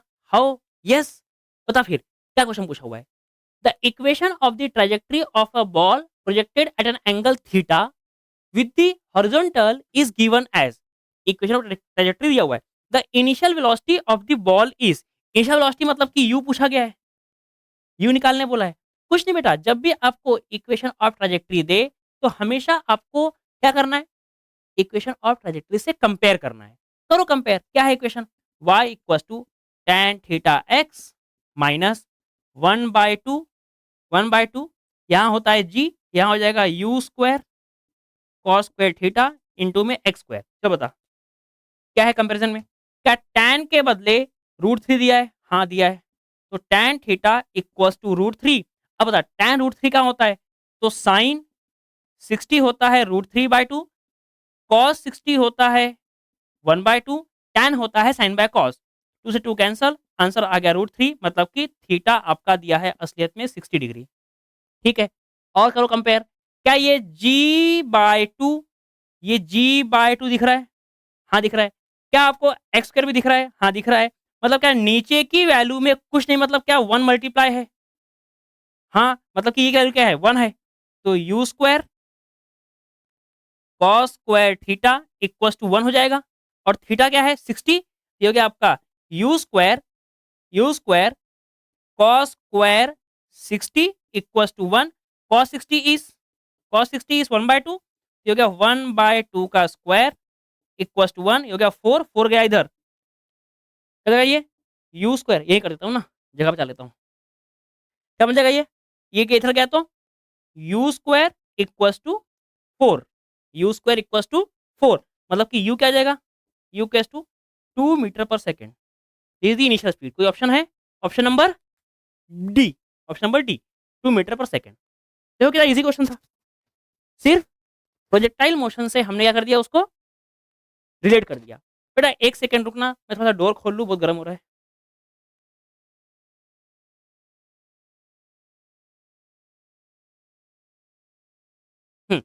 ठीक है यहाँ तक। चलो नेक्स्ट देखते हैं क्वेश्चन अब। नेक्स्ट क्वेश्चन, चलो ये क्वेश्चन को रीड करो अच्छे से। क्वेश्चन नंबर 5 क्या है question? A projectile thrown from the ground has initial speed u and its direction makes an angle theta. एक प्रोजेक्टाइल है जिसका वेलोसिटी u है, फेंका गया है, एंड डायरेक्शन बनाता है वो एंगल थीटा बनाता है फ्रॉम द हॉरिजॉन्टल। ठीक है यहाँ तक। If at maximum height from the ground, at the maximum height from the ground, H max पे क्या हो रहा है, क्या बोला? Maximum height from the ground, the speed of particle is half it's initial speed. Okay, क्या बोला उसने बेटा? मैक्सिमम पॉइंट पर जो भी स्पीड रहती है, स्पीड एट फाइनल मतलब कि एच मैक्स पे, ये आपकी हाफ है। किसका हाफ है? हाफ इट्स इनिशियल स्पीड मतलब कि यू के। ओके, मतलब final velocity, final speed is half of the initial speed. ये तो बहुत इजी है, ये तो बहुत इजी है। अगर तो यहाँ पे वी एफ फाइनल स्पीड का आंसर लिख दे, क्या तेरा काम हो जाएगा? हाँ काम हो जाएगा। बताओ मुझे यहाँ पे ध्यान से, क्या बेटा आपकी जो फाइनल स्पीड यहाँ पर होती है, क्या ये वेलोसिटी इन वाई तो जीरो होता है? वेलोसिटी इन वाई तो जीरो होता है। वेलोसिटी इन वाई जीरो है, एंड वेलोसिटी इन एक्स क्या होता है? Velocity in x you x के बराबर ही होता है। हाँ सर, अगर ये यू एक्स के बराबर है, पता है यू एक्स क्या होता है? U X is U cos theta, क्योंकि ये वी एफ क्या होगा? यू एक्स के बराबर, क्योंकि वाई जीरो होता है, मतलब यू एक्स के बराबर हो गया। यू एक्स क्या होता है? U cos theta equal to 1/2 into में यू से यू कैंसल, तो cos of theta is 1/2। Cos 1/2 कहाँ होता है? 60 पे, तो थीटा क्या हो जाएगा यहाँ पे? 60 डिग्री। क्या पूछा है क्वेश्चन में? देन द मैक्सिमम हाइट, ये तो बहुत क्लियर क्वेश्चन था यार। एच मैक्स क्या होता है? ये तो बहुत क्लियर क्वेश्चन था। यू वाई का स्क्वायर अपॉन में जी, 2g, 2g, you Y is U square cos square, sorry Y है ना, साइन, वाई है तो sign, sine square theta upon में 2g। तो बोल क्या आ गया आंसर? ये तो बहुत इजी क्वेश्चन था, हमको बस दिमाग लगाना था थोड़ा सा। ये आपको मैं ऑलरेडी देखो, जब मैं चीजें डिटेल में आपको सिखाता हूँ तो देखो क्वेश्चन कितने इजीली सॉल्व होते हैं। अगर ढंग से पढ़ोगे तो सीटी के अंदर के क्वेश्चंस इतने टफ नहीं आएंगे कि जो सॉल्व ही ना हो। 100% सॉल्व हो जाएंगे अगर आप थोड़ा सा प्रॉपर तरीके से वन प्रॉपर डायरेक्शन में लगाओगे एफर्ट। पता क्या आंसर आएगा? यू वाई क्या है? यू क्या है? यू क्या है? यू निकालना है क्या? अच्छा ऑप्शन ही यू में दिया हुआ है, कोई बात नहीं फिर तो। यू स्क्वायर इंटू में साइन स्क्वायर क्या है? 60 है, तो 60 मतलब कि √3/2, √3/2 का होल स्क्वायर अपॉन में 2g, मतलब ये हो गया 3, ये हो गया यू स्क्वायर, 2 का 4, 4 टू जा 8, तो 8g, 3/8 u square by g. Option number B, option number B is correct. कोई दिक्कत? बढ़िया। समझ में आया ना ये चीज़? कोई दिक्कत तो नहीं है? बहुत ईज़ी क्वेश्चन्स है, बहुत कम समय में सॉल्व हो रहे हैं। चलो आप करो अब next question. Read the question again. मिटा दूँ मैं इसको? हाँ, मिटा दे तो सर, मिटा देते हैं। Read the question, solve it, try to solve. Read करो डायग्राम के फॉर्म में। याद है आपको रूल्स क्या थे हमारे? रूल्स है हमारे कि भाई साहब जब भी आप करोगे क्विज़ का क्वेश्चन सॉल्व, तो सबसे पहले आप बनाओगे उसको डायग्रामेटिक रिप्रेजेंटेशन के साथ। डायग्रामेटिकली क्वेश्चन को रिप्रेजेंट करना बहुत इंपॉर्टेंट है। सबसे पहला काम आपका वही होना चाहिए। चलिए, क्या है क्वेश्चन? Two bodies A and B, question number 6 है ये। अब क्या है? Two bodies A and B are separated horizontally by distance x A. Object B moves in the direction perpendicular to A with velocity v1। Okay, मतलब दो objects है, ये है ए और ये है बी, एंड देन ऑब्जेक्ट जो बी है वो मूव करता है परपेंडिकुलर डायरेक्शन में ए डिस्टेंस के, with a velocity of v1, with a velocity of v1। ठीक है, साइमल्टेनियसली उसी समय पे object A covers shortest distance with velocity v। उसी समय पे दूसरा ऑब्जेक्ट ए से मूव करता है शॉर्टेस्ट पाथ। मान लो बेटा ये कहीं यहां पहुंचा, तो क्या शॉर्टेस्ट पाथ आपका ये होगा? मतलब दूसरा ऑब्जेक्ट यहां चला है v वेलोसिटी के साथ। पूछा क्या है? And meets object B. ठीक है, वो तो मिल गया। At time t, the time t is given by, आपसे टाइम टी निकालने बोला है। मान लो टाइम टी पर यहाँ पे पहुंचेगा, तो ये दिया है डिस्टेंस, ये है वेलोसिटी, वेलोसिटी डिस्टेंस दिया है, मतलब कि 90 डिग्री ना, right angle triangle, Pythagoras theorem. पर पाइथागोरस के लिए अगर ये है डिस्टेंस, तो यहाँ भी क्या होना चाहिए? डिस्टेंस। तो डिस्टेंस तो क्या हो जाएगा? Distance will be speed into में टाइम, एंड यहाँ पर स्पीड इनटू में टाइम। ये हो गया डिस्टेंस, ये हो गया डिस्टेंस, ये हो गया आपका डिस्टेंस ऑफ ए, ये हो गया आपका डिस्टेंस ऑफ बी कवर, है ना? तो अप्लाई कर दो। अब पता क्या बन जाएगा? हाइपोटेनियस इज वी टी का whole square equals to A का स्क्वायर प्लस में वी वन टी का स्क्वायर। हमें निकालना क्या है?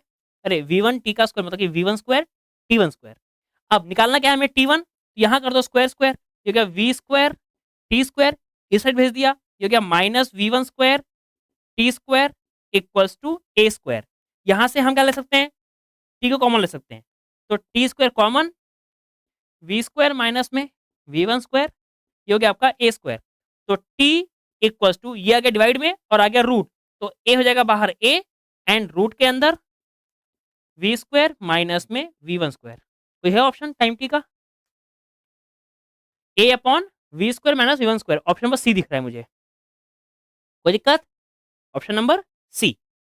चलो समझ में आ रहा है ये चीज? बहुत सिंपल क्वेश्चन है। नेक्स्ट क्वेश्चन देखो, नेक्स्ट क्वेश्चन देखो, क्या है क्वेश्चन? हे भगवान गर्मी, क्या है क्वेश्चन बताओ? Question is a boy throws a ball in air at an angle 60 degree. एक बॉय है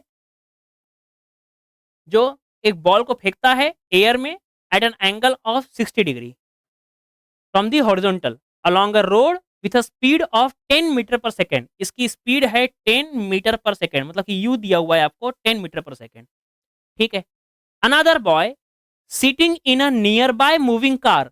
दूसरा लड़का किसी एक कार के अंदर में है, यहां पर ये कार में होगा लड़का, कैन ऑब्जर्व द बॉल, ये बॉल को देख सकता है। ठीक है, the car is moving at a uniform speed of 5 metre per second. ये कार आपकी 5 metre per second uniform motion कर रही है। यूनिफॉर्म मोशन मतलब कि एक्सेलरेशन नहीं है, एक्सेलरेशन नहीं है। The boy in the car will find the ball is moving. देखो, जब भी बेटा ऐसे दो मोशन रहे ना, तो इनका तो भाई साहब मुझे सबसे बेस्ट तरीका ये लगता है कि आप सॉल्व करो इसको रिलेटिव मोशन के कॉन्सेप्ट से। रिलेटिव मोशन का कॉन्सेप्ट, मोशन कॉन्सेप्ट, ध्यान से करें सॉल्व। ध्यान से देख, क्या है? एक ऑब्जेक्ट इधर जा रहा है, कितने से? 10 मीटर पर सेकंड से। इसका एंगल कितना है? 60। कितना एंगल इसका? 60 है ना, 60 डिग्री है। तो बता बेटा इसका एक्स आंसर क्या आएगा? वी एक्स क्या आएगा? या फिर यूएक्स क्या आएगा, क्या आएगा यूएक्स, क्या आएगा यूएक्स, यूएक्स इज 10 कॉस 60 मतलब कि 10 इंटू में कॉस 60 मतलब कि 1/2 मतलब कि होएगा 5 मीटर पर सेकेंड। तो क्या बता प्रोजेक्टाइल बॉल का एक्स में 5 मीटर पर सेकेंड है। यस। क्या कार भी चल रही है 5 मीटर पर सेकंड में से ही। हाँ, एक काम कर, दो में से किसी भी एक पे बैताल बन के बैठ जाओ। बैठ गया। अगर बैताल बन के बैठ गए तो क्या आप अपने आप को मानोगे अब रेस्ट में। हाँ, रेस्ट में कब मानोगे, जब ये वेलोसिटी को आप इसमें कर दोगे पलटी वापस में। तो इधर 5, इधर 5, 5 मीटर पर सेकंड ये किसका था, कार का था। क्या 5 इधर 5 इधर, क्या net velocity in x, in x, net velocity in x क्या जीरो हो गई। हाँ जीरो हो गई, मतलब इस कार के हिसाब से ये ऑब्जेक्ट एक्स में मूव नहीं कर रहा है। अरे वेलोसिटी नहीं ना बेटा एक्स में, नेट वेलोसिटी कहाँ है, रिलेटिव वेलोसिटी कहाँ है, ये हो कैसे रहा है, ये ऊपर जा रहा है, मैं बिल्कुल से नीचे नीचे हूँ। तो मुझे क्या दिखाई दे रहा है कि ये जो भी आपका प्रोजेक्टाइल है वो तो मेरे सर के ऊपर ही है, क्योंकि उसका एक्स का डायरेक्शन का जो आपका वेलोसिटी था वो बिल्कुल सेम ही है। मतलब मैं ये बोल सकता हूँ कि आपका ऑब्जेक्ट के पास सिर्फ और सिर्फ वेलोसिटी कहाँ है, वाई में। मतलब वाई में क्या है, ऑब्वियसली क्या आएगा बताइए, 10 का 10 साइन मतलब कि √3/2। मतलब आपका ऑब्जेक्ट सिर्फ और सिर्फ वाई में वेलोसिटी रखता है, मतलब आपका ऑब्जेक्ट सिर्फ और सिर्फ वाई में मूव करेगा। किसके हिसाब से, कार वाले के हिसाब से। ये इंपॉर्टेंट है, रिस्पेक्ट टू कार। तो उसने पूछा भी है ना, the boy in a car will find the ball is moving in parabolic no, अगर हम रेस्ट पे रहेंगे तब parabolic, along horizontal no, along vertical, option number C is correct. Along vertical ही दिखाई देगा क्योंकि यही वेलोसिटी है।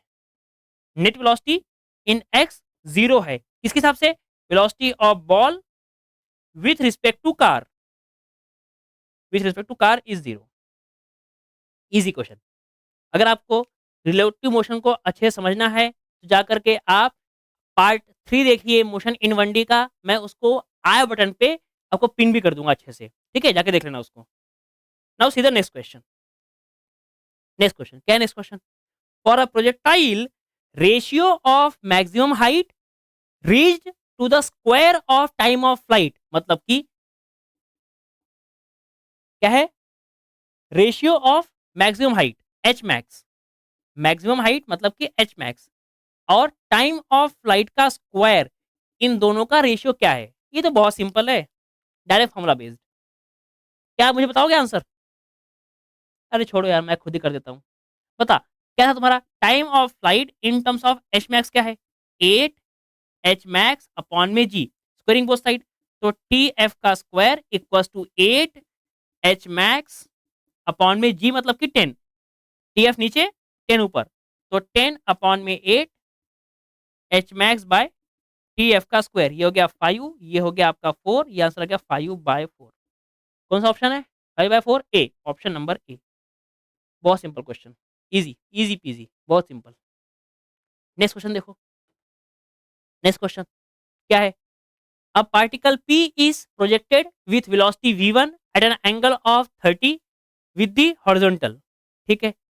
Another particle Q is thrown vertically upward with velocity u2, मतलब कि दूसरा पार्टिकल, पहला पार्टिकल को हमने दिया है projectile motion, particle number 1 velocity v1 है, u1 है, at an angle of 30 degree है। Another particle Q is thrown vertically upward with velocity u2 from a point vertically below the highest point. Okay, तो अगर ये है projectile और ये है अगर इसका हाईएस्ट पॉइंट, तो इस हाईएस्ट पॉइंट से बिल्कुल नीचे में, नीचे यहां पर रह करके मैंने ऊपर फेंका है एक ball with a velocity of u2, ठीक है। हाँ, ठीक है। The necessary condition for the two particle to collide at the highest point, यहां पर पहला पार्टिकल भी आना चाहिए, दूसरा पार्टिकल भी आना चाहिए, उन दोनों के लिए उनका क्या रहेगा, रिक्वायर्ड रिलेशन। तो जो कैसे रहेगा ये, क्या ये क्वेश्चन बेटा बिल्कुल आपका सॉल्व हो जाएगा बाय यूजिंग, सोचो एक काम करो, ऐसे सोचो, क्या टाइम जितना यहाँ से उसको यहाँ तक लगेगा, क्या उतना ही टाइम इसको यहाँ से यहाँ लगना चाहिए? तो ऐसे सोच, क्योंकि दोनों का एच मैक्स तो सेम ही है, दोनों का एच मैक्स सेम ही है। तो जितने समय में यहाँ से ये पहुँचेगा, उतने ही समय में क्या इसको भी यहाँ से पहुँचना पड़ेगा? हाँ, तो बता मुझे ध्यान से, क्या प्रोजेक्टाइल में प्रोजेक्टाइल में आपका टाइम ऑफ फ्लाइट होता है रूट के अंदर 8 एच मैक्स बाय जी? हाँ, ये किसका है आपका? फर्स्ट पार्टिकल का time period, time of flight किसके लिए? फर्स्ट के लिए है। क्या सेकंड, क्या ये वन वे मोशन है सिर्फ? हाँ, वन वे मोशन है। ठीक है, इसके लिए आप लोग का टाइम ऑफ असेंड होता है u बाय जी। और अगर आप इसमें h के साथ में निकालोगे रिलेशन, तो आपको मिलेगा रूट के अंदर में 2 एच मैक्स बाय जी। ये रटने की बात नहीं है, you can just use this equation, आप लगा सकते हो। कौन सा? s equals to U T plus half A T square, इस इक्वेशन को लगाओ, या फिर V square equals to you square plus 2as, दोनों इक्वेशन लगाओगे आपको ये वाला रिलेशन मिल जाएगा, डोंट वरी, वो तो कोई खास बात नहीं है। चल यहाँ पे तो क्वेश्चन देखो, तो दोनों का ये टाइम T1 और T2 ये अगर सेम रहेगा, तो दोनों जाके मिलेंगे इस पर्टिकुलर पॉइंट पे, तो निकाल लेते हैं, दोनों को सेम कर दो, पता क्या जाएगा? रूट के अंदर, अच्छा यहाँ पे हमने वो नहीं लिया ना, एच मैक्स। हाँ ठीक है, तो टाइम ऑफ फ्लाइट इसमें क्या होगा? यू वाई बाई जी। अरे यार गलत हो गया, जाएगा गलत हो जाएगा। टाइम ऑफ फ्लाइट मतलब यहाँ से पूरा यहाँ तक, हमें लेना है सिर्फ और सिर्फ टाइम ऑफ असेंड। अरे यार बेटा, टाइम ऑफ फ्लाइट नहीं ना, टाइम ऑफ असेंड लेना पड़ेगा। एक काम करो, टाइम ऑफ असेंड यूज करते हैं सिर्फ, वो ज़्यादा बेटर ऑप्शन है। प्रोजेक्टाइल के अंदर में क्या रहेगा? क्या रहेगा?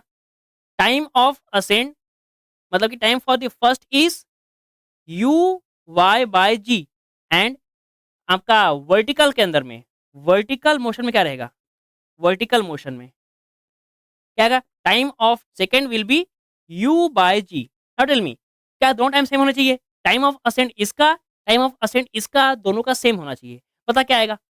You Y by G should be equal to U by G. अब ये यू क्या है असलियत में? यू टू है, जी से G cancel. What is you Y? U Y is you sine theta equals to U two, यहाँ हो गया U one, so U one into में साइन थीटा इज 30, मतलब कि 1/2 यू टू कैंसिल आया, U one equals to 2u2। कोई option है? हाँ, option number B, option number B हो जाएगा सॉल्व। ठीक है, इजीली हो जाएगा। मैंने वहाँ पे टाइम ऑफ फ्लाइट पे चला गया। टाइम ऑफ फ्लाइट क्या होता है? टाइम ऑफ फ्लाइट इज यहाँ से शुरू करके यहाँ तक खत्म करने का मोशन, वो पूरा मोशन हो जाता है। हमें यहाँ पे सिर्फ और सिर्फ एक ही असेंडिंग का ही लेना चाहिए था। सिंपल ही है, बहुत छोटा क्वेश्चन है, बस उसको मैंने मिस इंटरप्रेट कर दिया। ठीक है, हो जाएगा। मेरा मन में एक ख्याल आया, ये सॉल्व करते करते वक्त ही थोड़ा सा मन में खुजली मेरे आई। मुझे एक चीज बताओ थोड़ा सा कॉमन सेंस के साथ में, क्या ये ऑब्जेक्ट आपका ऊपर जा रहा है? हाँ जा रहा है। क्या ये ऑब्जेक्ट भी आपका ऊपर जा रहा है? हाँ जा रहा है। अगर दोनों ऑब्जेक्ट ऊपर ही जा रहे हैं, मैं इसका एक्स मोशन हो रहा है, मैं ये नहीं बोल रहा हो नहीं रहा है, बट उसका एक्स मोशन उसको असलियत में आगे ले जा रहा है इंडिविजुअली, वाई वाला वेलोसिटी उसको ऊपर ले जा रहा है इंडिविजुअली। अब ये दोनों साथ में लग रहे हैं, इसलिए आपका ऑब्जेक्ट ना वाई में ना एक्स में, एक्स वाई दोनों में जा रहा है। तो अगर इन दोनों ऑब्जेक्ट को यहाँ पे मिलना है, तो असलियत में क्या ये दोनों ऑब्जेक्ट का वर्टिकल कंपोनेंट सेम होना चाहिए? मतलब इसका वर्टिकल कंपोनेंट यू वाई क्या यू वन के यू टू के बराबर होना चाहिए? यू वाई क्या यू टू के बराबर होना चाहिए? देख सेम कंडीशन है। रिलेटिव मोशन का कॉन्सेप्ट कितना आसान है। असलियत में ये क्या है? दो ऑब्जेक्ट फेंके गए हैं, तो अल्टीमेटली ये रिलेटिव मोशन ही तो है। तुम सोच रहे होंगे यार क्या रिलेट किया? Obviously you have to understand question like this. कि दो आपके ऑब्जेक्ट ऊपर फेंके गए हैं, तो जितने समय में यहाँ पहुँचेगा, उतने में यहाँ पहुँचेगा, तो आपका टाइम ऑफ असेंट दोनों का सेम रहेगा, ये बात तो बिल्कुल ट्रू है, कोई तकलीफ नहीं है इस बात पे। ये असलियत में ये भी क्या है? टाइम ऑफ असेंट ही है, पर किसके लिए? वर्टिकल के लिए, ये किसके लिए? प्रोजेक्टाइल के लिए। बट टाइम ऑफ असेंट का एक्चुअल मतलब क्या है? वो सिर्फ़ और सिर्फ़ वर्टिकल वेलोसिटी को सेम करवाने के लिए सेम है वो। ऐसा समझ में आया? चलो नेक्स्ट क्वेश्चन देखो, सीधा नेक्स्ट क्वेश्चन। सॉरी, सीधा नेक्स्ट क्वेश्चन। ईज़िली हो जाएगा ये भी। करें सॉल्व? क्या question? A projectile is thrown with a velocity V U naught. Question number 10, question number 10। देखो 10 क्वेश्चन करवा दिया मैंने पीवाईक्यूज़ के। A projectile is thrown with a velocity u naught, velocity is u naught, making an angle 60 with vertical। ध्यान से, ये आपका u not का वैल्यू हॉरिजॉन्टल से नहीं वर्टिकल से दिया गया है। अगर ये 60 है तो यहाँ कितना हो जाएगा? 30। हमारे लिए 30 एंगल काम का है। If it remains in air for 3 second, अगर ये एयर में रहता है 3 सेकंड के लिए, मतलब कि यहाँ से यहाँ तक ये एयर में है, मतलब टाइम ऑफ फ्लाइट दिया है 3 सेकंड। निकालने क्या बोला है? The initial velocity you not was, मतलब कि ये यू नॉट क्या है आपसे यही पूछा गया है। लगा लो answer. Time of flight is 2 u Y by g, तो 2 into u Y is you sine theta upon में जी, थीटा इज 60 मतलब 1/2, तो 2 into u not into 1/2 upon में g, time of flight is 3 second, it is 3 second. तो 2 से 2 cancel, तो u not is equal to 3 g. G क्या हो जाएगा आपका? 10 हो जाएगा, 9.8 दिया हुआ है, ठीक है। तो 3 इंटू 9.81, मतलब कि 10 या 30 अप्रोक्सीमेटली 30 के आसपास जो भी आंसर है वो सही हो जाएगा, मतलब 29.4। Option number C is correct. Simple सा क्वेश्चन है, तो बहुत डायरेक्ट फॉर्मूला बेस्ड क्वेश्चन था। चलो नेक्स्ट क्वेश्चन देखो, ये क्वेश्चन देखो। A ball A is projected vertically upward with a certain initial speed। ठीक है, एक बॉल को वर्टिकली अपवर्ड फेंका गया है, बॉल ए बॉल है ये, ठीक है, विथ सर्टेन स्पीड, मतलब कि यू मान लेते हैं। Another ball B of same mass is projected at an angle 30 degree. दूसरा बॉल जिसका सेम मास है, another ball of mass same projected at an angle 30 degree with vertical. देख फिर से, दूसरा बॉल क्या है? ए हो गया ये, दूसरा इधर हो गया, हम बी बना लेते हैं। इस बी का जो भी एंगल दिया है, कहाँ से दिया है? वर्टिकल से, और क्या दिया है वो? 30, मतलब कि ये कितना एंगल है? 60। ये हमारे काम का है, जैसे यहाँ पर ये हमारे काम का था, ठीक है। With initial speed same as initial speed of the other, okay. Another ball B of same mass is projected at an angle 30 with same initial speed, मतलब जितना इसका था उतना ही इसका भी रहेगा। एट द हाइएस्ट पॉइंट, मतलब इसका एच मैक्स और इसका H max, at highest point the ratio of potential energy of ball A and B, मतलब कि ratio of potential energy of A and potential energy of B निकालना है। मतलब बेटा, क्या पोटेंशियल एनर्जी होता है आपका m into G into H A and m into G into H B. इसको धुआं धुआं कर दूंगा क्वेश्चन को। क्या एम जी कैंसल, क्या मैक्सिमम हाइट यहाँ आपको मिलेगा U Y by G, sorry, H max is, H max क्या होता है बताओ? एच मैक्स आपका होता है, अगर आपको इनिशियल स्पीड दिया हुआ है तो S equals to U T, नहीं ये नहीं लगाते, हम ही लगा लेते हैं, V square equals to you square plus 2 AS। देखो, अगर आपको एच मैक्स का फॉर्मूला नहीं पता तो आप यहाँ से निकाल सकते हो आंसर। मुझे पता है कि ये आपका answer U equals to root पे 2 GH आएगा, बट निकालो, आप लोग निकाल सकते हो आंसर, कोई खास बात नहीं है। एच मैक्स का डायरेक्ट आपको मैंने आंसर याद करवाया हुआ है कि ये होता है आपका u square by 2G, but कोई नहीं, आप यहाँ से निकाल सकते हो। देखो क्या हो जाएगा, क्या यहाँ पे आपका लास्ट हो जाएगा 0, ये 0 हो गया, ये हो गया आपका यू स्क्वायर, ये हो गया प्लस में 2 इंटू क्या ए रहेगा माइनस जी, और एस रहेगा एच ए, ये क्या उधर पे बता, एच ए क्या आया? यू स्क्वायर अपॉन में 2G, तो फॉर्मूला सेम ही आता है। यहाँ क्या हो जाएगा? यू स्क्वायर अपॉन में 2G डिवाइड बाय क्या एच बी क्या प्रोजेक्टाइल का है? क्या प्रोजेक्टाइल में ये यू के बदले सिर्फ यू वाई का स्क्वायर अपॉन में टू जी रहता है? यस। तो यू टू जी कैंसल, यहाँ पर हो गया U square and U Y is you sine theta का होल स्क्वायर। बता क्या बन जाएगा answer? Your answer will be U square into sine theta, theta is 60 √3/2, तो √3/2 का होल स्क्वायर, मतलब ये इसे कैंसल, मारा पलटी, 4/3 is your answer, 4/3 option number ए। मजा आ गया। सी धुआं धुआं कर दिया क्वेश्चन को भाई।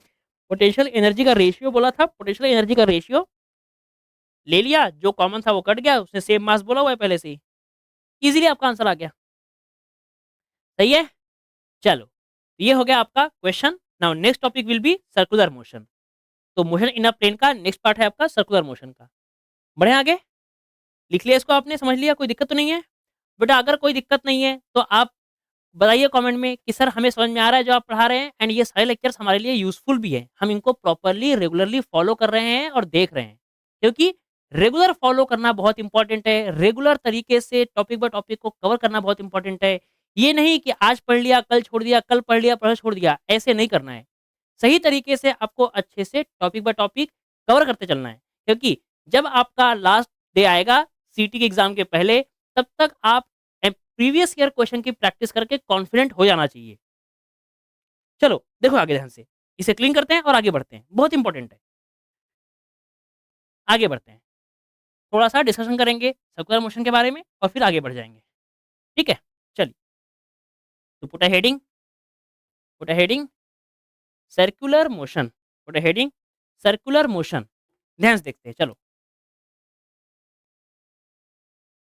सर्कुलर मोशन, बेटा सर्कुलर मोशन के अंदर में आपको सिर्फ और सिर्फ लीनियर और एंगुलर के रिलेशन समझ में आने चाहिए। तो मैं यहां लिखता हूं लीनियर, यहां लिखता हूं एंगुलर। क्या लीनियर में डिस्प्लेसमेंट होता है आपका रिप्रेजेंट एस से और एक्स से? हाँ। एंगुलर में होगा थीटा से। बढ़िया।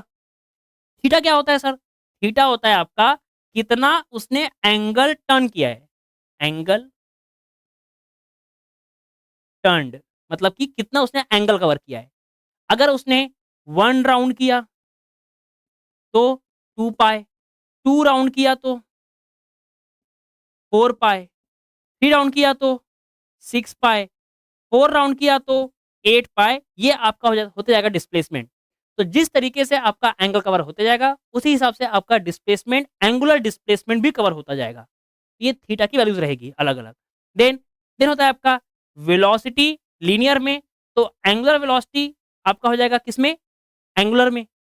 अब इस ओमेगा का होता है लीनियर के साथ रिलेशन, बट उससे पहले आप समझिए ओमेगा क्या है। बेटा बता, अगर मैं बात करूं यूनिफॉर्म सर्कुलर मोशन की, तो क्या यूनिफॉर्म सर्कुलर मोशन के अंडर में जो भी आपका ओमेगा रहता है, क्या वो ओमेगा आपको मालूम पड़ जाएगा? ओमेगा इज 2 पाई/टी, क्योंकि ओमेगा होता है थीटा अपॉन में टाइम। एक टाइम पीरियड में theta is 2 pi and time is T. हाँ, बट ये तो एक राउंड के लिए आंसर है। ठीक है सर। तो ओमेगा विल बी 2 पाई/टी फॉर द 1 राउंड। अगर नंबर ऑफ राउंड्स आपके ज्यादा है, तो क्या आपको मिलेगा यहां से ओमेगा का आंसर 2 पाई एन। ये एन क्या है? ये एन है आपका नंबर ऑफ रिवोल्यूशन। ध्यान से 1/t, इसी को हम फ्रीक्वेंसी भी बोल सकते हैं, क्योंकि वैसा है, ये पर सेकेंड है, ये पर second, number of revolution per second. कोई दिक्कत? इजी चीज है, बहुत आसान है। एंड देन एक्सेलरेशन आपका हो जाएगा अल्फा से convert, where alpha is angular acceleration. Then इन तीनों क्वांटिटी के बीच में होता है रिलेशन। क्या है relation? S theta v omega a alpha, सभी में लगा देंगे आप लोग r are are are are r. तो s equal to r theta, v equal to are omega, a equal to are alpha. ये सब आपके लिए इंपॉर्टेंट है। देन इसके बाद में अगर कोई भी आपका ऑब्जेक्ट सर्कुलर मोशन बेटा परफॉर्म कर रहा है, तो उस सर्कुलर मोशन के वक्त में उस पे एक लगेगा आपका सेंट्रीपिटल एक्सेलरेशन। इस सेंट्रीपिटल एक्सेलरेशन को हम बोलते हैं आपका रेडियल एक्सेलरेशन, एंड इसका फॉर्मूला होता है वी स्क्वायर बाय आर। और वी का वैल्यू अगर आप आर ओमेगा पुट करोगे तो आपको यहां मिल जाएगा ये r omega square. And then ऐसे ही next will be tangential acceleration. यहां पर टेंजेंशियल एक्सेलरेशन जो हमने वहां पर देखा वही होता है जो कि होता है आपका आर इंटू में अल्फा। और ये टेंजेंशियल एक्सेलरेशन एक्चुअली रिस्पॉन्सिबल होता है फॉर चेंजिंग द स्पीड, और चेंजिंग चेंजिंग स्पीड, मतलब कि यही रिस्पॉन्सिबल होता है आपका असलियत में नॉन यूसीएम के लिए। नॉन यूसीएम के लिए नॉन यूसीएम नॉन यूसीएम हो रहा है, मतलब कि आपका टेंजेंशियल एक्सेलरेशन वहां पर लग रहा है। ठीक है। और इन सभी फॉर्मूलेस को अगर आप लोग यूज करो लीनियर और एंगुलर के टर्म्स में, तो आपको जितने भी क्वेश्चन सीटी के अंदर में आए हुए हैं उन सबको आप इजीली कर सकते हो।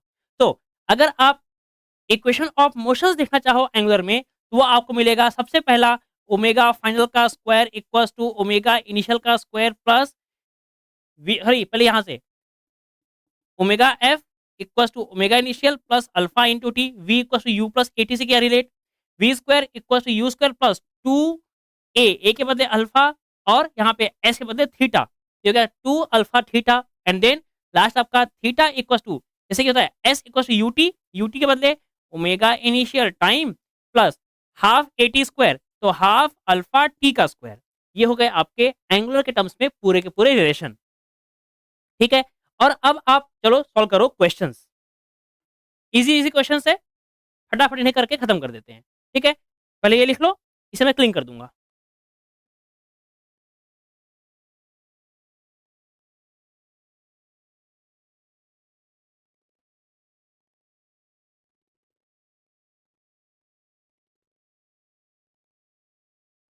चलो क्या है पहला question. A particles moves along a circle of radius R with constant tangential acceleration. Question number क्या है ये 12। यहां पर टेंजेंशियल एक्सेलरेशन कैसा है बेटा कांस्टेंट। एटी क्या होता है एटी इज आर इंटू में अल्फा होता है। If the velocity of a particle is v at the end of third revolution, एक रिवोल्यूशन, दो रिवोल्यूशन, थर्ड रिवोल्यूशन, तीसरे रिवोल्यूशन में उसकी वेलोसिटी रहती है v। ठीक है। फ्रॉम इट्स स्टार्टिंग मतलब स्टार्टिंग क्या जीरो से। ठीक है। Then its tangential acceleration is मतलब कि 80 आपसे पूछा गया है, तो निकाल लेते हैं, कोई दिक्कत वाली बात नहीं है। पता क्या आएगा आपका answer v equals to U T, और यहाँ पर हमें तो उसे 3 दिया है रिवोल्यूशन, तो हमें यहाँ पर टाइम नहीं दिया हुआ है, तो हम यूज कर लेते हैं V square equals to you square plus two A S. हाँ सर ठीक है। ये 3 रिवोल्यूशन क्या बेटा उसका इनिशियल स्पीड जीरो हो जाएगा, ये जीरो हो जाएगा। क्या v equals to are omega, v equals to are omega, तो आर ओमेगा बन जाएगा ये v equals to are omega, तो आर का स्क्वायर ओमेगा का स्क्वायर, कोई दिक्कत नहीं। देन 2 इंटू ए के बदले alpha A equals to are alpha और एस बदले थीटा। कितने थीटा एक बार दो बार तीन बार, मतलब कि 6 पाई का हो जाएगा आपका एंगल। क्लियर है यहां तक। एक आर से एक आर कैंसल। ठीक है हो जाएगा यहां तक। अब क्या मिलेगा आपको, अब ऑप्शन क्या दिया हुआ है वी में दिया हुआ है। अच्छा यार वी में दिया था ना, हमने वी चेंज क्यों किया फिर, वी चेंज नहीं करते ना फिर अगर वी दिया है तो। क्या है यहाँ पे ये हो गया आपका वी का स्क्वायर ही 2 इंटू ये जीरो हो गया, ए के बदले हम लिख देते हैं आर इंटू अल्फा। तो बता हमें निकालना क्या है वैसे, हमें निकालना क्या है बेटा, हमें निकालना क्या है, हमें निकालना है टेंजेंशियल एक्सेलरेशन। तो फिर ये भी मत मिटाओ, ये भी रहने दो वैसे ही, इसको भी 80 ही रहने दो। पता क्या आंसर आ जाएगा 80 will be V square upon में 6 दूनी 12 12 पाए वी स्क्वायर 12 पाए। हो गया यहाँ से आंसर, क्योंकि डिस्प्लेसमेंट एस होता है आपका आर इंटू थीटा, तो यहाँ पे हमने बस आर मिस कर दिया, तो यहाँ पे आपका डिवाइड में आर भी आ जाएगा। हो गया आंसर, ठीक हो गया। फिर से करता हूँ एक्सप्लेन, फिर से डबल डबल रिपीट रिपीट करता हूँ इसको। रिपीट करता हूँ, क्या बोला? V square equals to you square plus में 2as, ये फॉर्मूला लगाया। इस फॉर्मूले में v के बदले हमें वी स्क्वायर दिया हुआ है, u आपका 0 दिया हुआ है, प्लस 2 के बदले 2, a होता है टेंजेंशियल एक्सेलरेशन, तो हमें AD ही निकालना है, रहने देंगे, और s होता है आपका r इंटू थीटा। कोई दिक्कत? तो बताइए, थीटा क्या है आपका? थीटा यहाँ पे हो जाएगा आपका 3 रिवॉल्यूशन में 6 पाई, एंड ये हो गया 2 इंटू 80 इंटू में r, और ये हो गया आपका v का स्क्वायर। तो यहाँ से 80 बन जाएगा आपका v स्क्वायर अपॉन 6 दूनी 12, तो 12 pi r। Simple. Then next question, question number 13 देखिए, क्वेश्चन नंबर 13 देखिए, क्या है next question? A particle of mass m moving along a circle of radius small r, ठीक है, रेडियस स्मॉल r है। If the radius of circular path is increase by 3 times, क्या है? Radius final is 3 times the radius initial, ठीक है, and frequency of revolution is doubled. Frequency of revolution means उसका omega, क्योंकि omega क्या होता है? 2 पाई एफ, तो उसका ओमेगा क्या कर दिया गया? Double.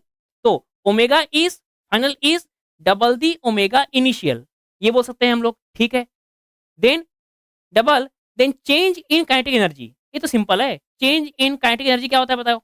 Half of m, sorry, half of final minus में इनिशियल। ना बताओ, what will be the initial kinetic energy? Initial is half of m v का स्क्वायर, ठीक है। Then what is v? V equal to are omega, तो half of m are square, v equal to are omega, r square omega square. Then बताओ ऐसे finally क्या आएगा? Half के बदले हाफ, एम के बदले एम, आर के बदले 3r, मतलब कि 3 स्क्वायर 9, 9 इंटू में आर का स्क्वायर, ओमेगा इज डबल, तो 4 इंटू में ओमेगा का स्क्वायर, बता half M are square omega square क्या इनिशियल है? यस, 9 चौके 36, 36 इनिशियल, तो ये क्या फाइनल का आंसर 36 आया, बट क्या चेंज हो जाएगा आपका?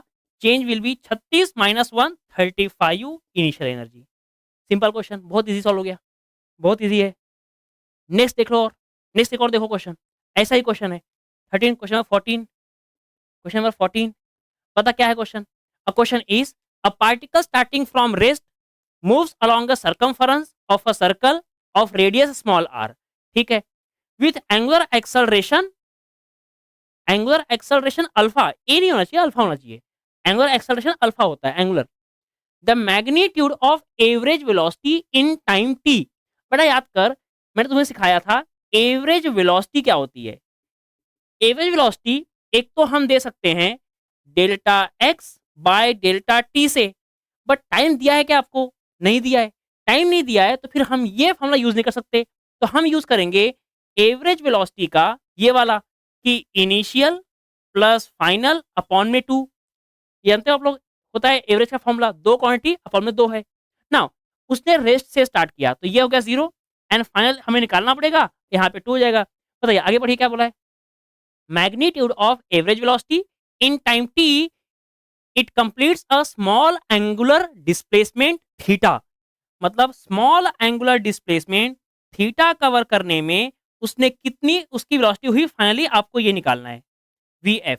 यहां से शुरू किया है, कैसे हम निकाल सकते हैं इसको हम लोग, बताओ कैसे निकालोगे? क्या करता है? V square equals to you square plus 2as, चल जाएगा। What is V square? V square हमें निकालना है, ठीक है। What is U square? ये तो 0 है। 2 इंटू ए क्या है बेटा, बताओ ए क्या है? What is a? A is tangential acceleration, a is tangential acceleration, तो tangential acceleration is are into में अल्फा, ये होता है tangential acceleration is are into में अल्फा। नाउ ये हो गया r into alpha, and s is theta, s is r theta, s is are into में थीटा, तो क्या हो जाएगा आपका? S will be r into में थीटा, ठीक है। तो वी स्क्वायर के बदले 2 into R square, R are are R का स्क्वायर अल्फा थीटा। अब ये वी स्क्वायर यहां कर दो पुट, ये करो नहीं, वी करोगे पुट ना, तो रूट में आ जाएगा ये आंसर, ठीक है। तो आपको मिलेगा वी एवरेज इक्वल्स टू क्या क्या पता यहाँ पे, रूट के अंदर में 2 इंटू अल्फा इंटू थीटा, और यहाँ से एक आर आ जाएगा बाहर, अपॉन में यहाँ पर 2 है, तो ये 2 से यू 2 कैंसिल, यहाँ आ जाएगा √2, तो आपको मिल जाएगा answer alpha theta by 2 into में आर। कोई ऑप्शन है? r by root two r theta. Option number D match कर रहा है। देखो ध्यान से, option number D is matching with this particular solution.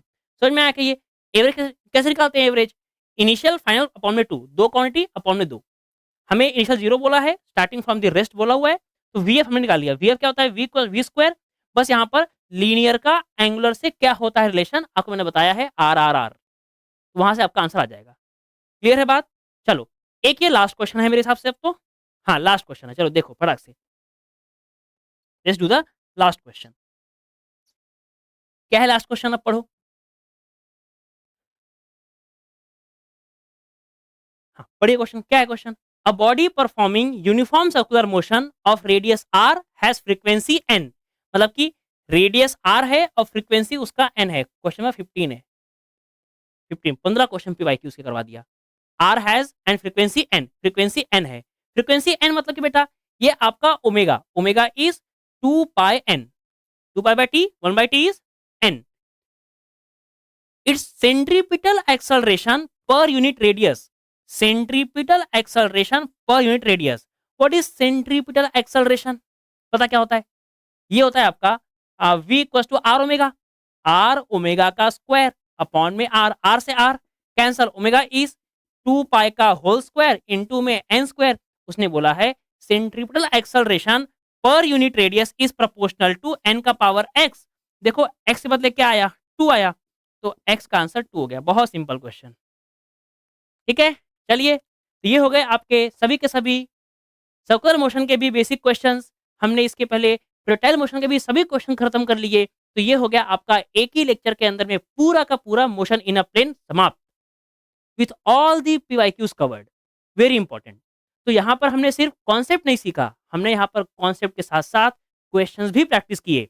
सो अब ऐसे ही मिलेंगे अब नेक्स्ट लेक्चर के अंदर में, जहाँ पर फिर से एक फिजिक्स का इंटरेस्टिंग चैप्टर करेंगे डिस्कस। एंड सिर्फ चैप्टर डिस्कशन में थ्योरी नहीं, फॉर्मूले नहीं, उसके साथ में पीवाईक्यू की प्रैक्टिस भी। चलिए पढ़ते रहिए, मिलते हैं ऐसे ही नेक्स्ट लेक्चर में। Thank you so much.